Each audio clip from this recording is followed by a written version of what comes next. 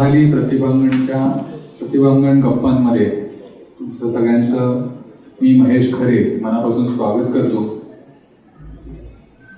तसं म्हणतात पहिल्या भूताचं तसं तांत्रिक अडचणींनी थोडीशी कार्यक्रमाला थोडासा आपण एक म्हणून की पहिल्या भूताचं म्हटल्यावर झालंय, पण हरकत नाही. नंतर सगळा कार्यक्रम सुरळीतपणे आणि छान पार पडणार याच्याबद्दल माझ्या मनात कुठलीच शंका नाही. कारण भल्या भल्या लोकांच्या आयुष्यामध्ये आरोग्याच्या संदर्भात आलेल्या अडचणी चुटकीसरच्या दूर करणारे दोन दिग्गज आज इथे उपस्थित आहेत आणि त्यांना बोलकं करणाऱ्या वैशाली रोडेही इथे आलेले आहेत. तर ह्या तीनही मान्यवरांना मी विनंती करतो की त्यांनी समोर स्थानापन्न व्हावं. डॉक्टर अविनाश सुपे, डॉक्टर सतीश नाईक आणि वैशाली रोडे.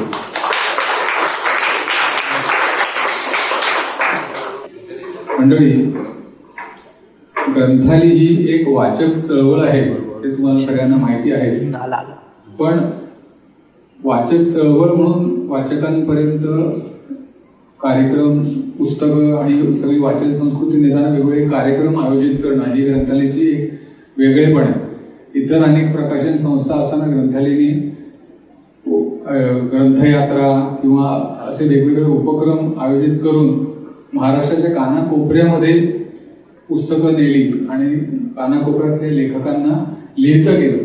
ग्रंथालयाच्या 1200पेक्षा जास्ती पुस्तकांपैकी 800हून जास्ती पुस्तकांही त्या लेखकांची पहिली पुस्तकं आहेत. यातूनच आपल्याला सगळ्यांना कळून येईल की किती नवीन लेखकांना ग्रंथालयाने वाव दिलाय. तर ह्या उपक्रमशीलतेचाच एक नवा टप्पा म्हणजे ग्रंथालयाचं हे प्रतिभांगण वास्तू. शासनाकडून ग्रंथालयाला वेगवेगळे शैक्षणिक सामाजिक उपक्रम करण्यासाठी ही वास्तू देण्यात आली आणि या वास्तूचं औपचारिक उद्घाटन होण्याआधी काही छोटे छोटे कार्यक्रम करून आम्ही इथे चांगल्या मंडळींचा राबता वाढावा यासाठी हा एक छोटासा उपक्रम आहे. त्या मालिकेतला हा एक उपक्रम आहे. तर आज या दोन्ही मान्यवरांशी आपण संवाद साधणार आहे, वैशाली रोडे, आणि आपण सगळे त्याचा आनंद घेणार आहोत. तर कार्यक्रमाच्या सुरुवातीला आपण त्यांचं स्वागत करणार आहोत. डॉक्टर स्मिता दातार आहेत, त्यांना मी विनंती करतो त्यांनी आपल्या सर्वांच्या वतीने छोटीशी भेटवस्तू देऊन डॉक्टर सुपे यांचं स्वागत करा.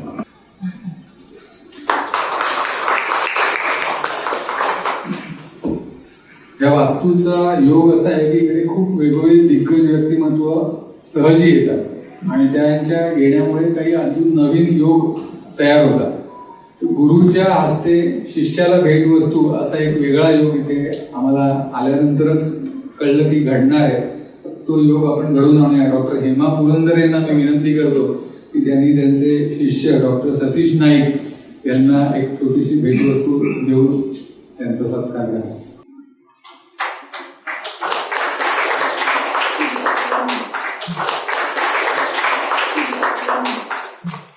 आणि आज या दोन्ही दिग्गजांना बोलतं करणाऱ्या वैशाली रोडे यांना भेटवस्तू देण्यासाठी लतिका भानुशाली यांना मी विनंती करतो की त्यांनी ग्रंथालयाच्या आणि आपल्या सर्वांच्या वतीने भेटवस्तू देऊन त्यांचा सत्कार करा.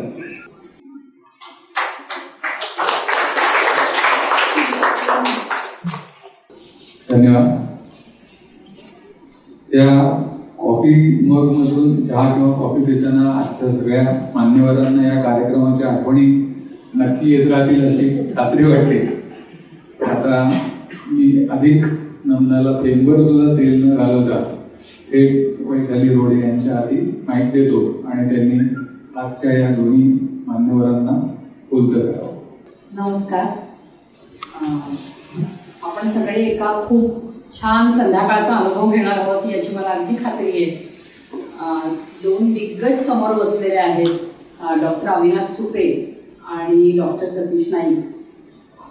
सर्जनशील, राहाफीट आणि डोकं फिरलेल्या पेशी अशा 3 पुस्तकांचे हे 2 लेखक. निमित्त त्या पुस्तकांचं आहे. खरं तर ह्या दोघांची ओळख करून घेणं किंवा त्या पर्सनॅलिटीज उलगडून घेणं, ती व्यक्तिमत्व उलगडून घेणं असा उद्देश आहे आपला. आणि म्हणून मी फार औपचारिक ओळख नाही करून देणार आहे ह्या दोघांची. त्या गप्पांमधूनच त्यांचं काम, त्यांचे विचार आणि त्यांची मतं जी काय असतील ती आपल्याला कळत जातील आणि त्याच्यातून ते आपल्याला ओळखीचे होत जातील आणि त्याच्यानंतर आपल्याला वेळ आहेच त्यांच्याशी गप्पा मारायला, त्यामुळे काही प्रश्न येणार नाही. फार वेळ न घेता मी सुरुवात करते. आपण सुरुवात करूया, दोघांमध्ये काही कॉमन गोष्टी आहेत त्याच्यापासून सुरुवात करूया त्यांना पूर्ण करायला. एक पहिली आपल्याला सगळ्यांना दिसणारी ठळक गोष्ट म्हणजे दोघेही डॉक्टर आहेत. तर मी दोघांनाही प्रश्न विचारते की डॉक्टर व्हावंसं तुम्हाला का वाटलं?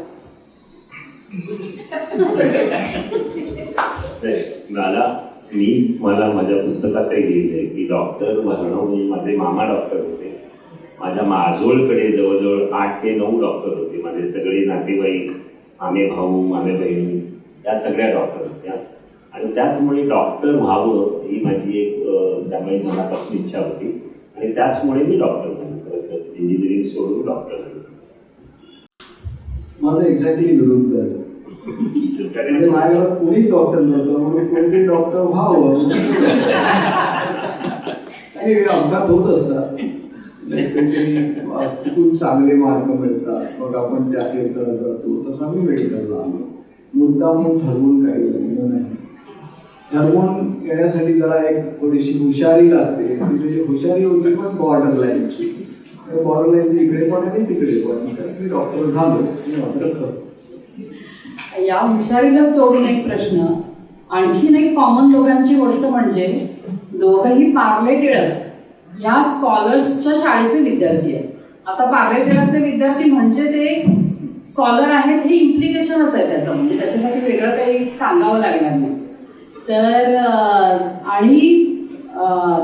आणखीन एक असं की पार्ल्याला शाळा आणि दोघंही राहायला वांद्र्याला, बरोबर?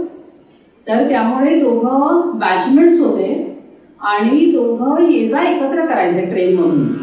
तर मला त्यांना असं विचारायचं आहे की तुम्ही स्कॉलर होता, त्यामुळे ट्रेननी येता जाता मस्ती करायचा की अभ्यासाच्या चर्चा करायचा?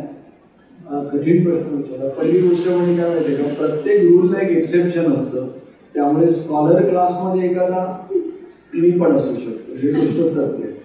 पण एनिवे आम्ही यायचो गप्पा वगैरे असायचे. पण बहुतेक मी ना यांच्याबरोबर फक्त 2च वर्ष होतो पालेकरला. आणि शेवटच्या वर्षी आमची खरी ओळख झाली. कारण काय होतं 11वी आणि त्या काळात तरी थोडं तरी 11वीला सगळेच जण बिझी असतात. तेवढं म्हणजे अवंतर गप्पा काय झाल्या असतील आधी इतक्या वर्षाने आठवणार नाही आणि आम्ही सगळे खरं बोललो असं पण नाही. तर रियालिटी आहे की त्यावेळेला ज्या काही गप्पा असतील वर्गातल्या इतर लोकांविषयी वगैरे त्या काही आता तशा आठवत नाही ऑनेस्टली. पण अभ्यासाचं मात्र आम्ही नक्की बोललो असणार. कारण यस त्यावेळेला सगळं वातावरण आमच्या मनाचं की 11वीमध्ये चांगले मार्क मिळायला पाहिजे, पुढे जायला पाहिजे, ही एक जिद्द मात्र होती, नक्कीच होती. त्यामुळे त्या काळात अभ्यासाचे गप्पा आमच्या नक्की झालेले असणार. आता त्यांची मेमरी जास्त जाऊन त्याची त्यांना आठवेल आपण काय बोललो होतो की नाही ते सांगू शकत. असं काही नाही. आम्ही रोज नॉर्मली एक आमचा शाळेपासून ते स्टेशनवरून 3 स्टेशन आणि मग आम्ही येऊन चालत मी माझ्या घरी जायचो. तसं आमचा एक रेग्युलर संध्याकाळचा प्रोग्राम असायचा आणि आमच्याबरोबर तसे खूप मुलंही असायचे. मला आठवतं विनय नखाते होता, जो आम्हाला 3 वर्ष ज्युनियर होता, जो नंतर SSC बोर्डात पहिला आला होता. तशी चांगली मुलं आमच्याबरोबर असायची रोज.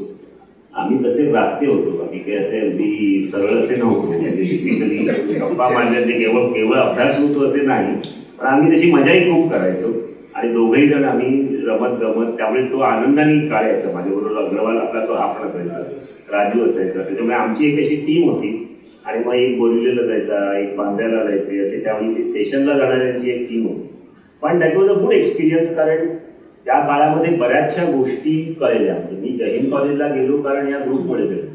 अदरवाईज काय होतं, तुम्ही एखाद्या छोट्या याच्यात असाल तर आपल्याला काय वाटतं, पार्ले टिळक म्हणजे पार्ला कॉलेजमध्ये जायचं किंवा हे कॉलेज आहे तर हे कॉलेज आहे, त्याच्या पलीकडे तुमची झेप नसते.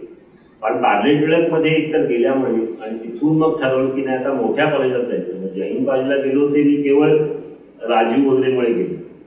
आता तो गेला नाही, मी गेलो, परंतु माझ्याबरोबर रुणिमा म्हणून एक होती आमची रंजा वगैरे, असे आम्ही 4-5 जण गेलो. पण जय हिंद कॉलेजमध्ये गेल्यानंतर मग तिथे जे वातावरण असतं ते वेगळं असतं. तिथून केएमला गेल्यावर मग वातावरण डिफरंट असतं.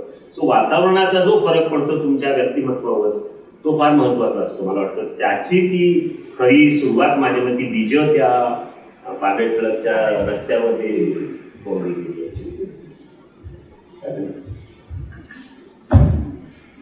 एक तिसरी आणि शेवटची मला जाणवलेली कॉमन गोष्ट सांगते या दोघांमधली. दोघांनीही भरपूर लेखन केलेलं आहे. म्हणजे त्यांच्या क्षेत्रातलं लेखन केलेलंच आहे, पण ते क्षेत्र आपल्यापर्यंत पोचावं, सामान्य माणसांपर्यंत पोचावं म्हणून सुद्धा खूप लेखन केलेलं आहे. तर हे लेखन करताना एकतर त्यांना का लिहावं असं वाटलं. तुमच्या क्षेत्रातलं लेखन हे वेगळं लेखन आहे, वेगवेगळ्या जर्नल्समध्ये पेपर्स पब्लिश होत असतात वगैरे, हे आहेच लेखन. त्याच्या पलीकडे जाऊन आपलं जे ज्ञान आहे ते सामान्य माणसापर्यंत सामान्य माणसाच्या भाषेत पोहोचवणं, ह्याला एक वेगळी असोशी लागते. तर त्यामुळे ते दोघांनाही विचारायचं आहे मला की ते कधी आणि का लिहावं असं वाटतं. तसं पाहिलं आमच्या त्याचं केएम म्हणतात, केएमचा पुन्हा पुन्हा नाव येईलच, कारण I cannot get separated from KM in my life. तर केएम मध्ये आमच्या वॉर्ड नंबर 5 जे बापट सरांचं पुस्तक आहे, आमच्या वॉर्डमध्ये केएम मध्ये इतके मोठे मोठे साहित्यिक सगळे यायचे. दररोज आमच्याकडे कोणतरी दर महिन्याला एक साहित्यिक असायचा. अनेक लोक ऍडमिट व्हायचे किंवा त्याच्यासाठी त्याच्यामध्ये जे डहाणूकर मॅडम होत्या त्यांचा सुद्धा साहित्यिक असा खूप मोठा एक व्याप होता. आणि त्याच्यामुळे मग तुम्ही म्हणाल ते म्हणजे पु ल देशपांडे म्हणा, विजय तेंडुलकर म्हणा किंवा सोपानदेव चौधरी म्हणा, किंवा तुम्ही जे म्हणाल ते म्हणजे जे बरेचसे जे मी मोठे मोठे लेखक होते हे आमच्याकडे नेहमी यायचे. आणि त्यांच्याशी चर्चा करताना साहजिकच पुस्तकांवर माझे पहिल्यापासूनच प्रेम होतं. आणि हे सांगायला मला खूप बरं वाटतं आज सुदेश, कारण मी पहिलं ग्रंथालीचं पुस्तक डांगल सरांच्या घरून घेतलं होतं. आणि नंतर मग मी न्यू इंग्लिश स्कूलमध्ये जायचो पुस्तकं घ्यायला, त्याच्यानंतर नवीन ऑफिसमध्ये. आणि आता नवीन प्रकार तू केला आहे त्याच्यामुळे ग्रंथालयाचा प्रवास किती आनंदाचा झाला हे लक्षात घेतो. आणि त्याबद्दल तुझं कौतुक करायला पाहिजे की जसा ग्रंथालयाचा प्रवास झाला त्यामुळे इतक्या लोकांशी सारखं बोलल्यामुळे तुम्हाला एक तर साहित्याबद्दलची आणि तसं पाहिलं तर डहाणूकर मॅडम ह्या उत्कृष्ट अशा साहित्यिक चर्चा वगैरे व्हायची आमच्या इकडे. भरपूर पुस्तकांवर नवीन आली की यशवंतराव चव्हाण विद्यापीठ त्याच्यामध्ये खूप आमच्यावर चर्चा पण व्हायच्या. तर अशा वेळी ज्यावेळी नॉर्मली आपण लिहितो, पण ज्यावेळी अनेक पत्रकार केएम मध्ये येतात त्यांनी आम्हाला खूप सांगितलं. नवाबांनी पहिल्यांदा मला सांगितलं, खाडेकर मॅडम की तुम्ही एक सिरियल लिहा. मग मी प्रथम तिथे एक त्यांच्यासाठी 1 वर्ष 2 वर्ष लिहायला सुरुवात केली. मग लोकप्रभा, मग लोकसत्ता, महाराष्ट्र टाइम्स, आता सकाळ, या विविध यांना दरवर्षी लेख त्यांना हवे असतात आणि त्यावेळी ते मागतात किंवा त्यावेळी मग ते लिहायला सुरुवात केली. आणि सुरुवातीला तुम्हाला माहिती आहे की आपलं लेखणी एवढी चांगली नसते, तर मग हळूहळू त्याचा अंदाज यायला लागला की लोकांना काय आवडतं, लोकांना आपण कसा एक उद्देश लिहायला पाहिजे.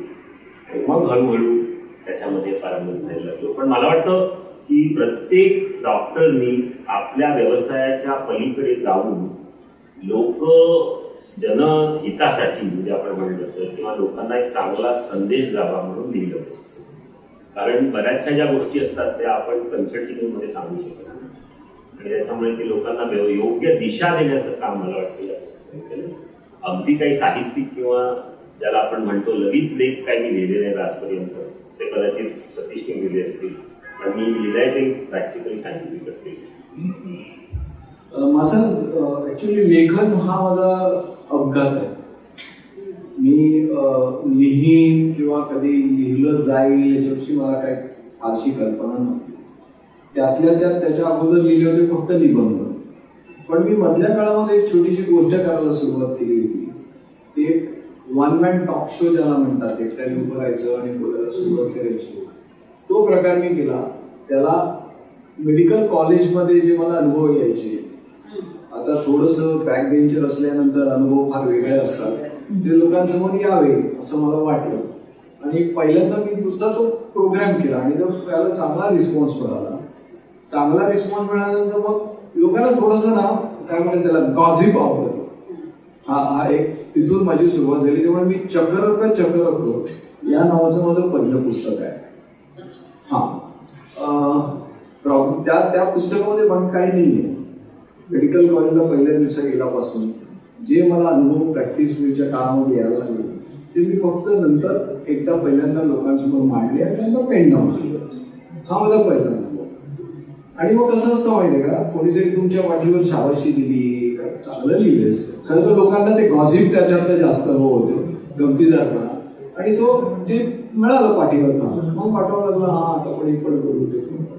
आणि मला खरं लेखनाला प्रवृत्त करायला मार्मिक हे साप्ताहिक कारणीभूत ठरले. त्याच्यामध्ये वसंतराव सोपालकर म्हणून संपादक होते आणि पंढरीनाथ सावंत. कुठला तरी एक विषय होता, त्यांची माझी ओळख होती. त्यांनी मला सांगितलं या विषयावर तू लिही. अगदीच काहीतरी खोकला किंवा अस्थमा असं काहीतरी विषय होता, मला लिहायला सांगितलं. ज्या वेळेला मी तो लेख घेऊन त्यांच्याकडे गेलो त्यावेळेला माझे शब्द खूपच कमी, बाकी सगळीकडे लाल लाल लाल लाल आलं. आणि कसं लिहायचं नाही हे मला त्यांनी पहिल्यांदा सांगितलं. आणि कसं लिहायचं नाही हे बघताना तो जो अख्खा त्यांनी कागद माझ्यासमोर लाल रेषा करून केला पाडला, हे केला बरोबर. कधी ते हिरवं पेन वापरायचे, कधी ते लाल पेन, म्हणजे स्पष्ट दिसायचं. मग त्याच्यात माझे शब्द फार कमी होते. मग मी थोडे जिद्दीला भेटलो आणि हळूहळू थोडं लिहायला सुरुवात केली. त्याच्यानंतर असं एकदा गंमत म्हणून बाळासाहेब ठाकरेंची माझी भेट झाली. आणि मग एक विचार डोक्यामध्ये होता, कारण कुठेतरी वाचलं होतं, मला वाटतं कोणी लिहिलं होतं ते मला आता पटकन सांगता येणार नाही, पण बाळासाहेब ठाकरे एक असं व्यक्तिमत्व होतं की जे त्यांचं वय वाढत गेलं पण त्यांच्या फॉलोअर्सचं वय मात्र सेम आहे, अराउंड 30 राहिलं. हे सत्य होतं. तर मी थोडासा विचार केला आणि त्यांच्यासमोर मी म्हटलं, सर मला असं वाटतं की तुमच्या पर्सनॅलिटीतल्या काही गोष्टींचा मला वेध घ्यावा असा वाटतो. राजकारणाशी माझा आताही काही संबंध नाही. तेवढे रागाने वगैरे बघू नका किंवा प्रेमाने बघू नका. माझा राजकारणाशी संबंध नाही. मेन म्हणजे एक विचार करा ना की हिटलरलाही हे जमलं नाही. जगातला most popular leader was Hitler. त्याला मास फॉलोइंग वेड्यासारखं होतं हिटलर. हिटलरला सुद्धा जे जमलं नाही ते त्या व्यक्तीला जमलं होतं की वय वाढत गेलं. 50शी त्यांचा ऍव्हरेज शिवसैनिका 25-30च होता. हे का? कारण आपलं माझं इम्प्रेशन तोपर्यंत तरी होतं की शिवसेनेचं काय म्हणतात त्याला तोडा फोडा झोडा हा टाकानंतर डाफळणारे शब्द आम्हाला नेहमीच डाफरायचे म्हटलं.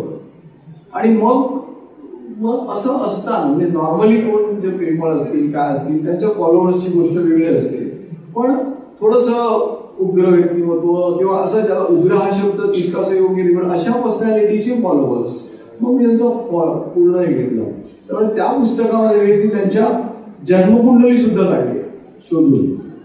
त्यानंतर त्यांच्या घरातल्या सगळ्यांना भेटलो. म्हणजे त्यांच्याकडे काम करणार बहादूर मोरेश्वर म्हणून जे त्यांचे असिस्टंट होते तिथपासून अगदी मोठमोठ्या नेत्यांपर्यंत. आणि मग एक वेध घ्यायचा प्रयत्न केला. ते म्हणून दुसरं गोष्ट. आता एकदा ह्या गोष्टींची मग तुम्हाला असते ना की रक्ताला सवकलेला नॉन मेडिसिन पुस्तकांपासून तुम्ही सुरुवात केली. नॉन मेडिसिन पुस्तकापासून सुरुवात केली आणि मग मेडिकलला वळलो. मेडिकलला वळलो म्हणजे ते मला ऍक्च्युली सोपारकरांनीच पुढे सांगितलं की आता तुला जरा लिहिता यायला लागलंय, ट्राय कर. म्हणून मग एक गोष्ट यायला लागली. मग आणि विवेक वगैरे अशा वेगवेगळ्या मासिकातून लिहित होतो. मग त्यांचं पहिलं कंपायलेशन आलं हृदयाची गोष्ट या नावानं. हृदयाचं आतापर्यंत म्हणजे 15 पुस्तकं झाली आहेत. त्यामुळे त्या पुस्तकांमधली छोट्या छोट्या गोष्टी मी त्यात उद्योग करतोय तुम्हाला. तर पहिलं ते हृदयाची गोष्ट होतं. त्याच्यानंतर तणावमुक्त होऊया, तणावी स्ट्रेसवरचं पुस्तक. हे सगळं काही लोकांनी मला प्रवृत्त केलेलं आहे, सांगितलं की तुमच्याकडून अपेक्षित आहे आणि त्यामुळे ते होत गेलं. आणि मग आता हे कॅन्सर. आता हे कॅन्सर अगदी बरोबर.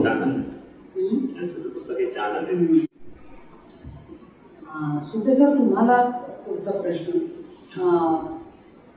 तुम्ही सर्जनशील हे पुस्तक अर्पण केलंय ते तुमचे रुग्ण आणि तुमचे विद्यार्थी यांना. म्हणजे तुमच्या दोन महत्त्वाच्या भूमिका म्हणजे सर्जन आणि शिक्षक, आणि ह्या दोन भूमिकांना तुमच्या जोडणारे हे तुमचे शिक्षक होते. म्हणजे त्यांनी तुम्हाला सर्जनही केलं आणि त्यांच्याकडे बघून तुम्ही शिक्षक झाला या अर्थाने. तर त्या एकतर शिक्षकांकडून तुम्ही काय घेतलं नेमकं तुमच्या शिक्षकांकडून, आणि तुमच्या विद्यार्थ्यांना तुम्ही काय दिलं किंवा काय देता असं तुम्हाला? ऍक्च्युली तुम्ही बघितलं, सर्वांनीच बघितलं तर ज्या वेगाने आता ज्ञान वाढतंय, म्हणजे तुम्हाला कदाचित कल्पना असेल की 1900 पासून ते 1950 पर्यंत जे ज्ञान होतं ते ज्ञान दुप्पट व्हायला जवळजवळ 40 वर्ष लागली. पण गेल्या काही दिवसांमध्ये तर 73 दिवसांमध्ये ज्ञान दुप्पट. हा सायंटिफिक रिपोर्ट आहे. म्हणजे knowledge doubling time is becoming lesser and lesser. त्याच्यामुळे बऱ्याच वेळा तुमच्या लक्षात येतं की आपण एखादी गोष्ट जी शिकतो, आमचे this is a very standard coating असतं की जे आपण शिकतो त्यातलं 50% काही वर्षांनी खोटं ठरेल. प्रॉब्लेम असा आहे की कुठलं 50% खोटं ठरेल हे आपल्याला माहिती नाही. हा आमचा एक मेडिकलमधला कोट आहे. त्याच्यामुळे ज्यावेळी तुम्ही एखाद्याला शिकवता त्यावेळी तुम्हाला तात्कालिक जे ज्ञान असतं ते तर शिकवतोच, पण विद्यार्थी पुढे काय घेऊन जाईल हे फार महत्वाचं असतं. त्याला त्याची स्किल्स अशी दिली पाहिजे की ज्ञान कितीही बदललं तरी त्यांनी ते स्वतःच्या या पायावर उभं राहण्याची तयारी पाहिजे. आणि याचं साधारण उदाहरण तुम्ही जर माशेलकरांचं ऐकलं असेल तर माशेलकरांनी फार सुंदररित्या सांगितलं होतं. त्यांनी सांगितलं होतं की एक काळ असा होता की मला एखाद्याला पैसे द्यायचे असतील तर मला एक चेक लिहायला लागायचा. त्या चेकवर सही करून मी तो बँकेत जाऊन एक स्लिप भरून मला टाकायला लागायचा. त्यानंतर तो जायचा पुढे सॉर्टिंगला, तो माणूस धावत घेऊन जायचा. नंतर त्याच्याकडून सॉर्टिंग परत यायचं, तो माझ्या बँकेच्या दुसऱ्या बँकेत जायचा, ते एंट्री करायचे, मग परत माझ्या बँकेत यायचे आणि मग ते पैसे माझ्या अकाउंटमधून दुसऱ्या अकाउंटमध्ये जायचे. याला 3 दिवस लागत होते आणि 20 माणसं लागत होती. आज हे 3 मिनिटात होतं. मग हे 20 लोकांचे जे जॉब होते ते सगळे आता गेले. तर असून काही वर्षांनी जे जॉब्स येणार आहेत ते कुठले जॉब्स आहेत मला माहित नाही. मग माझ्या मुलांना मी कुठले आजार आहेत ते मला माहित नाही. म्हणजे माझ्या मुलांना काय क्रिएट करणं. तर आमच्या शिक्षकांनी आम्हाला हेच शिकवलं की ज्ञान आहे त्याच्या व्यतिरिक्त तुम्ही चांगला माणूस म्हणून राहिलं पाहिजे. आणि जी माणुसकीची स्किल्स आहेत, कम्युनिकेशन स्किल्स आहेत, काउन्सिलिंग स्किल्स आहेत, क्लिनिकल रिझनिंग स्किल्स आहेत, प्रॉब्लेम सॉल्व्हिंग स्किल्स आहेत, क्रिटिकल थिंकिंग स्किल्स आहेत, ही जी तुमची महत्वाची स्किल्स आहेत ती तुम्ही मुलांमध्ये डेव्हलप करायची. म्हणजे ती कुठल्याही पुढच्या परिस्थितीला उभे राहिले पाहिजे. हा केवढा मोठा विचार आहे. आज आपण बऱ्याच वेळा रला रण टला ट करत मुलांना शिकवतो, पण त्या मुलांना तुम्ही पुढे आयुष्यात उभे कसे राहाल याच्यासाठी तुम्ही, आणि हे आम्ही रोज बघायचो. म्हणजे 12वी मध्ये येणारी मुलं असतात ती केवळ क्लासेसनी येतात आणि त्यांना थोडा जरी एक वेगळा प्रश्न विचारला तरी ते थरथरून जातात. मला मुलगा तसा नको, माझा विद्यार्थी मला हा आयुष्यात कुठल्याही क्षणी कुठल्याही परिस्थितीला तोंड देऊन उभा राहणारा पाहिजे. मग त्याच्यामध्ये त्याला सर्वांगीण विकास महत्वाचा. हेच माझ्या शिक्षकांनी मला शिकवलं. आणि आम्ही त्यांना रेग्युलर सर्जरी शिकवण्याच्या पलीकडे ह्या सगळ्याचा ते माणूस म्हणून त्याचा कसा विकास होईल, त्यांची एक पर्सनॅलिटी कशी डेव्हलप होईल, त्यांच्याकडे ही सगळी स्किल्स कशी येतील याच्यावर अत्यंत विचार केला. आणि आज तुम्ही जर पाहिलं असेल की इव्हन MCIचा जो नवीन करिक्युलम आम्ही केला आहे त्याच्यामध्ये ह्या सगळ्या गोष्टींचा कसा विकास होईल मुलांमध्ये याच्याबद्दल विशेष आम्ही लक्ष देतो. मला वाटतं आपण सगळ्यांनी पुढचा विचार करायला पाहिजे. आणि जोपर्यंत तुम्ही हे तुमचे टीचर्स तुम्हाला शिकवतील तोपर्यंत, मला वाटतं माझ्या टीचर्सनी मला कदाचित 4 वेळा ऑपरेशन करून शिकवलं असेल आयुर्वेदिक, पण त्याच्या पलीकडे जाऊन तुम्ही सर्वांगीण कसं व्हाल आणि केवळ तुम्ही हे नाही तर तुम्ही साहित्य, संगीत, कला, मानसिक तणाव याच्यातून कसे बाहेर याल ते तुम्हाला मला वाटतं जोपर्यंत शिकवत नाही. आणि म्हणजे माझे खरोखर टीचर्स वेअर अमेझिंग टीचर. प्रत्येक टीचरबद्दल मी तासनतास बोलू शकतो एवढे माझे टीचर्स चांगले होते त्यामुळे. पण ह्या सगळ्या टीचर्सनी जे शिकवलं मला वाटतं ते आपण विद्यार्थ्यांना द्यायचा प्रयत्न केला. म्हणून त्या विद्यार्थ्यांना ते अर्पण केलं आणि पेशंट्सना अर्पण केलं. कारण KM मध्ये येणारा रुग्ण हा सर्वसामान्य रुग्ण असतो. तो डोळे मिटून तिथल्या डॉक्टरवर पूर्णपणे विश्वास ठेवायचा आणि मला वाटतं त्याला कुठेतरी आपण एक वंदन करायला पाहिजे आणि त्याचा आपण कुठेतरी सन्मान करायला पाहिजे.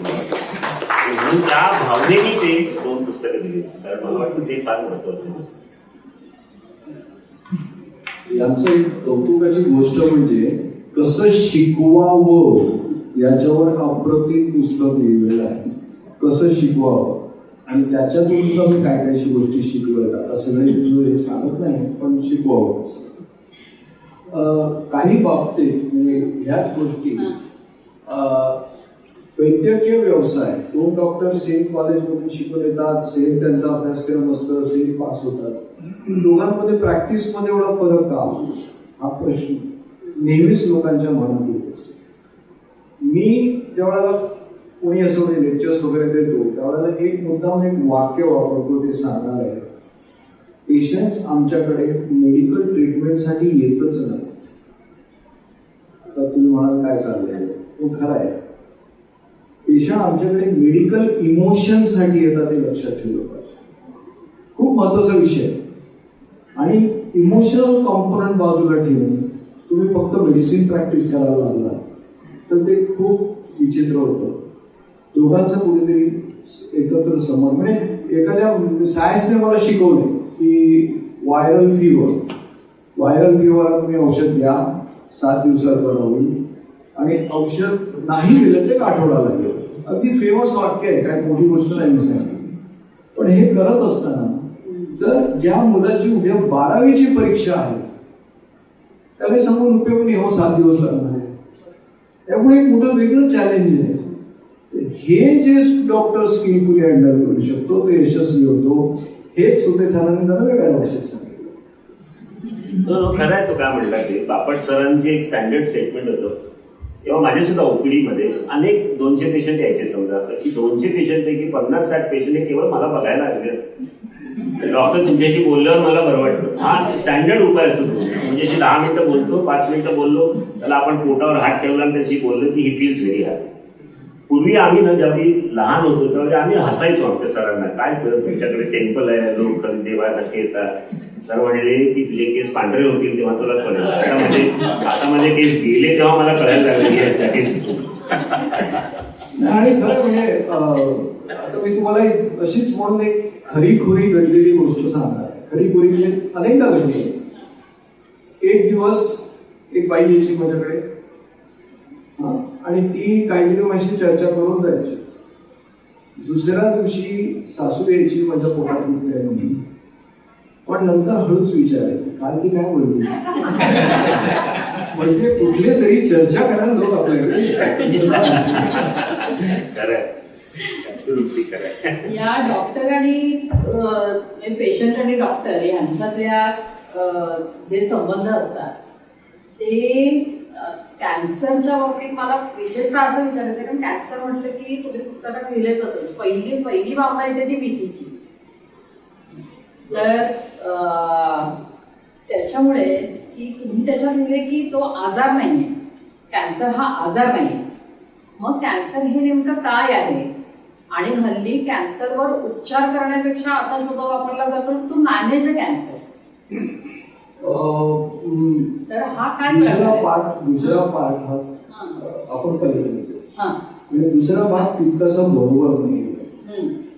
कॅन्सर बहुतेक सगळे सर्जन्स आता तरी मुलीच्या काळात तरी हे क्युरेटिव्ह इंटेंट हा शब्द तिकडे वापरला जातो. म्हणजे बरं व्हावं, पूर्णपणे कॅन्सर मुक्त व्हावं याच्यासाठी त्याची टक्केवारी खूप वाढली आहे पहिल्यापेक्षा. त्यामुळे पुस्तकाचा मूळ उद्देश आहे की लोकांच्या मनामध्ये भीती कमी व्हायला पाहिजे. आता तुम्ही पहिला प्रश्न असं म्हटलं की कॅन्सर हा एक आजार नाही, ते पूर्णपणे सत्य आहे. कारण काय माहिती का की जीन्स आपले खूप महत्वाचा विषय आहे आपल्या शरीरात. आणि हळूहळू गेल्या वाटतं 10-15 वर्षामध्ये जीन्स आणि कॅन्सर यांचा संबंध अधिक जेवढा जवळ येतोय तेवढं कळतंय. आपल्याला एकतर औषधाचे ऑप्शन्स खूप आले, पूर्वीपेक्षा आता बायोलॉजिकल्स आले, वेगवेगळ्या गोष्टी औषध उपचार खूप मोठे आले. कॅन्सर याच्यामधला 2-3 मूलभूत गोष्टी लक्षात ठेवल्या. मुद्दाम त्याचं टायटल आपण दिलं डोकं फिरलेलं आहे पेशी. पण नेमकं डोकं फिरणं का, तर पेशींचं डोकं म्हणजे जीन्स मुळात. ते पेशी केंद्रामध्ये ते लगडलेलं असतं, ते सगळ्या टेक्निकल गोष्टीमध्ये नको जात. पण जीन्स मध्ये, कारण सतत ना आपल्या शरीरामध्ये नवीन पेशी बनत असतात, जुन्या पेशी मृत होत असते, कंटिन्युअस चालू असतं. कंटिन्युअस म्हणजे आता कोणाला सांगितलं की सगळ्या शरीराची पूर्ण जी स्किन आहे आपली ती दर 3 दिवसांनी नवी होते, तर खरं वाटणार नाही कोणाला. पण दिस इज ट्रूथ. वरची शेड बाहेर जाणार, तर पण ते त्याला रिप्लेस करायला आतून यायला लागतं. मग या सगळ्यावर एक कुठेतरी नियंत्रण आहे पद्धतशीर. म्हणजे इतकं नियंत्रण सॉलिड आहे की मी भुवईचे केस रोज करत नाही, दाढी मात्र रोज करतो, दोन्ही केसच. म्हणजे कुठेतरी त्याला एक फाईन ट्यून, एक कंट्रोल आहे. असं वाढायचं, असं संपायचं, कुठले केस केव्हा गळायचे, कुठलं काय, तर सगळं गणित आहे. हे गणित जीन्सशी संबंधित आहे. आता जेव्हा पहिली एक म्हणजे वाढणाऱ्या पेशी यांच्यावर पण नियंत्रण हवं, वाढ किती व्हायची, किती वेळ व्हायची, किती वेळा ते डुप्लिकेट होणार, याचे सगळं एक नियंत्रण असायला पाहिजे. आणि त्या मृत होण्यावर पण असलं पाहिजे. आलं लक्षात? म्हणजे जर एखादी पेशी वाढतच राहिली तरी ती कॅन्सर मध्ये होईल. आणि त्याच पेशी समजा मरायचं विसरून गेल्या तरी तिकडेच राहतील, त्याने पण कॅन्सर होईल. या दोन्ही गोष्टी आहेत. याच्यामध्ये आणखी अनेक छोट्या छोट्या छोट्या बदल असतात. आणि हे सगळे बदल एका मागोमाग एकाच पेशीमध्ये सुद्धा होतात. त्याला म्हणजे पुढची पिढी येते, ती पिढीची मागच्यापेक्षा वेगळी असते. पण एखाद्या गाठीमध्ये अनेक वेगवेगळ्या स्टेजेस मधले असलेल्या पेशी असू शकतात. म्हणून म्हटलं कॅन्सर हा एक आजार नाही. ओके, म्हणजे एकाला समजा आता एखाद्या कोणाला ब्रेन ट्युमर आहे, तर त्या ब्रेन ट्युमर मध्ये सुद्धा असे प्रकार असतात की ती एखादी व्यक्ती 25 वर्ष जगेल, दुसरी वर्ष 25 दिवस जगणार नाही किंवा 25 महिने जगणार. हा जो फरक आहे, तो फरक मुळातच ह्या सगळ्याच्या मुळाशी आपण एक चॅप्टर लिहिले मुद्दा मी, जीन्स आणि कॅन्सर म्हणून. कारण आपल्याला जीन्सची शक्ती तशी अजून कळलेली नाही. जीन्सच्या विषयावर थोडं कॉम्प्लिकेटेड असं लोक जास्त जात नाहीत बोला. पण सगळ्याच्या मुळाशी माझ्या शिक्षिका आहेत, त्यांनी मला जीन्सवर पहिलं जीन्सचे स्पेलिंग शिकवलं असेल, त्या मॅडम इथे समोर बसल्या. पण मुळात हा म्हणजे वाढ अमर्याद राहणं इज कॅन्सर आणि मरण विसरून जाणं इज ऑल्सो कॅन्सर. त्या दोन्हीमध्ये आता त्याला ट्युमर सप्रेसर जीन्स अमुक सगळं नकोच वेगळा. त्यामुळं एक कॅन्सर हा एक आजार आहे. त्यामुळे त्याच्यातल्या अडचणी पण वेगळ्या. काय अडचणी आहेत, तर आता समजा अपेंडिक्स असेल तर सरांकडे गेलं तर 5 दिवसात पेशंटला टाक करून चांगलं करून टाकतात. कॅन्सरच्या बाबतीत त्या तुमच्याच पेशी आहेत, आपल्याच पेशी आहेत. त्या पेशींमध्ये आपण काय मायक्रोस्कोप खाली प्रत्येक पेशी बघू शकत नाही, कुठली पेशी कॅन्सरची आणि कुठली नाही. आता ती काही पहिल्या स्टेजेस मध्ये असेल, काही दुसऱ्या स्टेजमध्ये, काही चौथ्या, सगळं असतं. त्यामुळं 2 गोष्टी अत्यंत महत्वाच्या. एक म्हणजे ट्रीटमेंट एकसारखी नाही. आपला उद्देश काय आहे, आपल्या म्हणजे पेशंटच्याच पेशी आहेत, त्याच्यावर अटॅक करायचा, मारून टाकायचं. तर त्याला मारण्यासाठी आपल्याला सेनादळ, घोडदळ, पायदळ, तुम्ही काय म्हणाल ती दळं वापरायला पाहिजे. म्हणजे वायुदल, नाविक दल, असं सगळं जसं आपण डिफेन्ससाठी ठेवतो, अगदी त्याच प्रकारे आपल्याला त्या पेशी मारण्यासाठी सर्जरीचा उपयोग करावा लागेल. एक्सरेचे फोकस देऊन, त्याला पण रेडिओथेरपी म्हणते, आणि औषधं वापरून, याला मेडिसिन वापरून, केमो हे वापरून ते मारावं. आणि याच्या पलीकडे सुद्धा आणि इतर उपचार आहेत. आता हा झाला फक्त त्या क्षणी झालेल्या कॅन्सरचा विषय. ओके, आता पुढचे विषय येतातच ना आपोआपच. अपेंडिक्स किंवा इतर सर्जरीमध्ये सुद्धा काही वेळेला आपल्याला फिजिओथेरपी लागते, बरोबर. तशी कॅन्सरमध्ये पण लागणार, कारण ती पण एक सर्जरीज आहे, तो एक भाग आला. त्याच्यानंतर किती आता उदाहरणार्थ जर माझा हा जवळचा पाठ काढून टाकावा लागला तर मला बोलायला पण शिकवावं लागेल ना लोकांना. म्हणजे त्या माणसाला सर्जरी करायची, ट्रीटमेंट त्याच्यात मुक्त करायची हा एक भाग आला. दुसरा तितकाच महत्वाचा भाग म्हणजे पुढच्या पिढी होऊ नये म्हणून पण बघायला लागेल. मग जीन्सचा अभ्यास आला. मग जीन्स असतील समजा आता ब्रेस्ट कॅन्सरसाठी आपण बोलतो एक BRCA म्हणून आहे, ज्याला ब्रॅका आम्ही थोडक्यात म्हणतो शॉर्ट मध्ये. हे जीन आहे. ते जीन असेल तर त्याच्या मुलींमध्ये 50% शक्यता असते कॅन्सर व्हायची. आलं की पण मेन गोष्ट सांगायचं आहे की हे सगळं आपल्याला सांभाळावं लागतं. फिजिओथेरपी आहे, ऑक्युपेशनल थेरपी आहे, इतर अनेक गोष्टी आहेत. त्या सगळ्या माणसाची म्हणजे लंग्सचा भाग काढून टाकला, त्याला श्वास घ्यायला तर नीट शिकवावं लागेल. मग तिथे लंग्सची फिजिओथेरपी आली, अशा खूप गोष्टी आल्या. त्यामुळे जी कॅन्सर हा एक आजार नाही आणि त्याच्या उपचारच्या सगळ्यामध्ये खूप वेगवेगळेपण आहे आणि त्या सगळ्याचं मिळून आम्हाला घरीच मांडावं लागतं. म्हणून कॅन्सर ह्या ट्रीटमेंटमध्ये सगळ्या वेगवेगळ्या स्पेशालिटीची एक कोऑर्डिनेशन लागतं. शिवाय त्याच्या मागची भीती जी आहे मनातली ती भीती आहेच ना. म्हणजे सायकोलॉजिकल आस्पेक्ट ज्याला आपण म्हणू, मानसिक सपोर्ट. आणि जर ती व्यक्ती एखाद्या कुटुंबाची करते किंवा महत्वाची व्यक्ती असेल तर अर्थात घरातल्या सगळ्यांचं पण एक वातावरण बदलतं.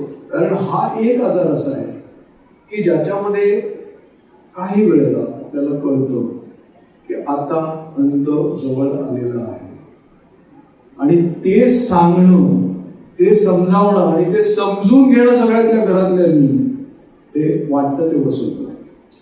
मला ना एक छान शिकवायचं ते पाकिस्तानी तुमच्यावर जर हल्ला केला तो झाला करोनाचा अटॅक. घरातल्याच लोकांच्या मध्ये डोकं फिरलं त्यांचं तर ते झाले अंतर्गत कलह म्हणजे कॅन्सर.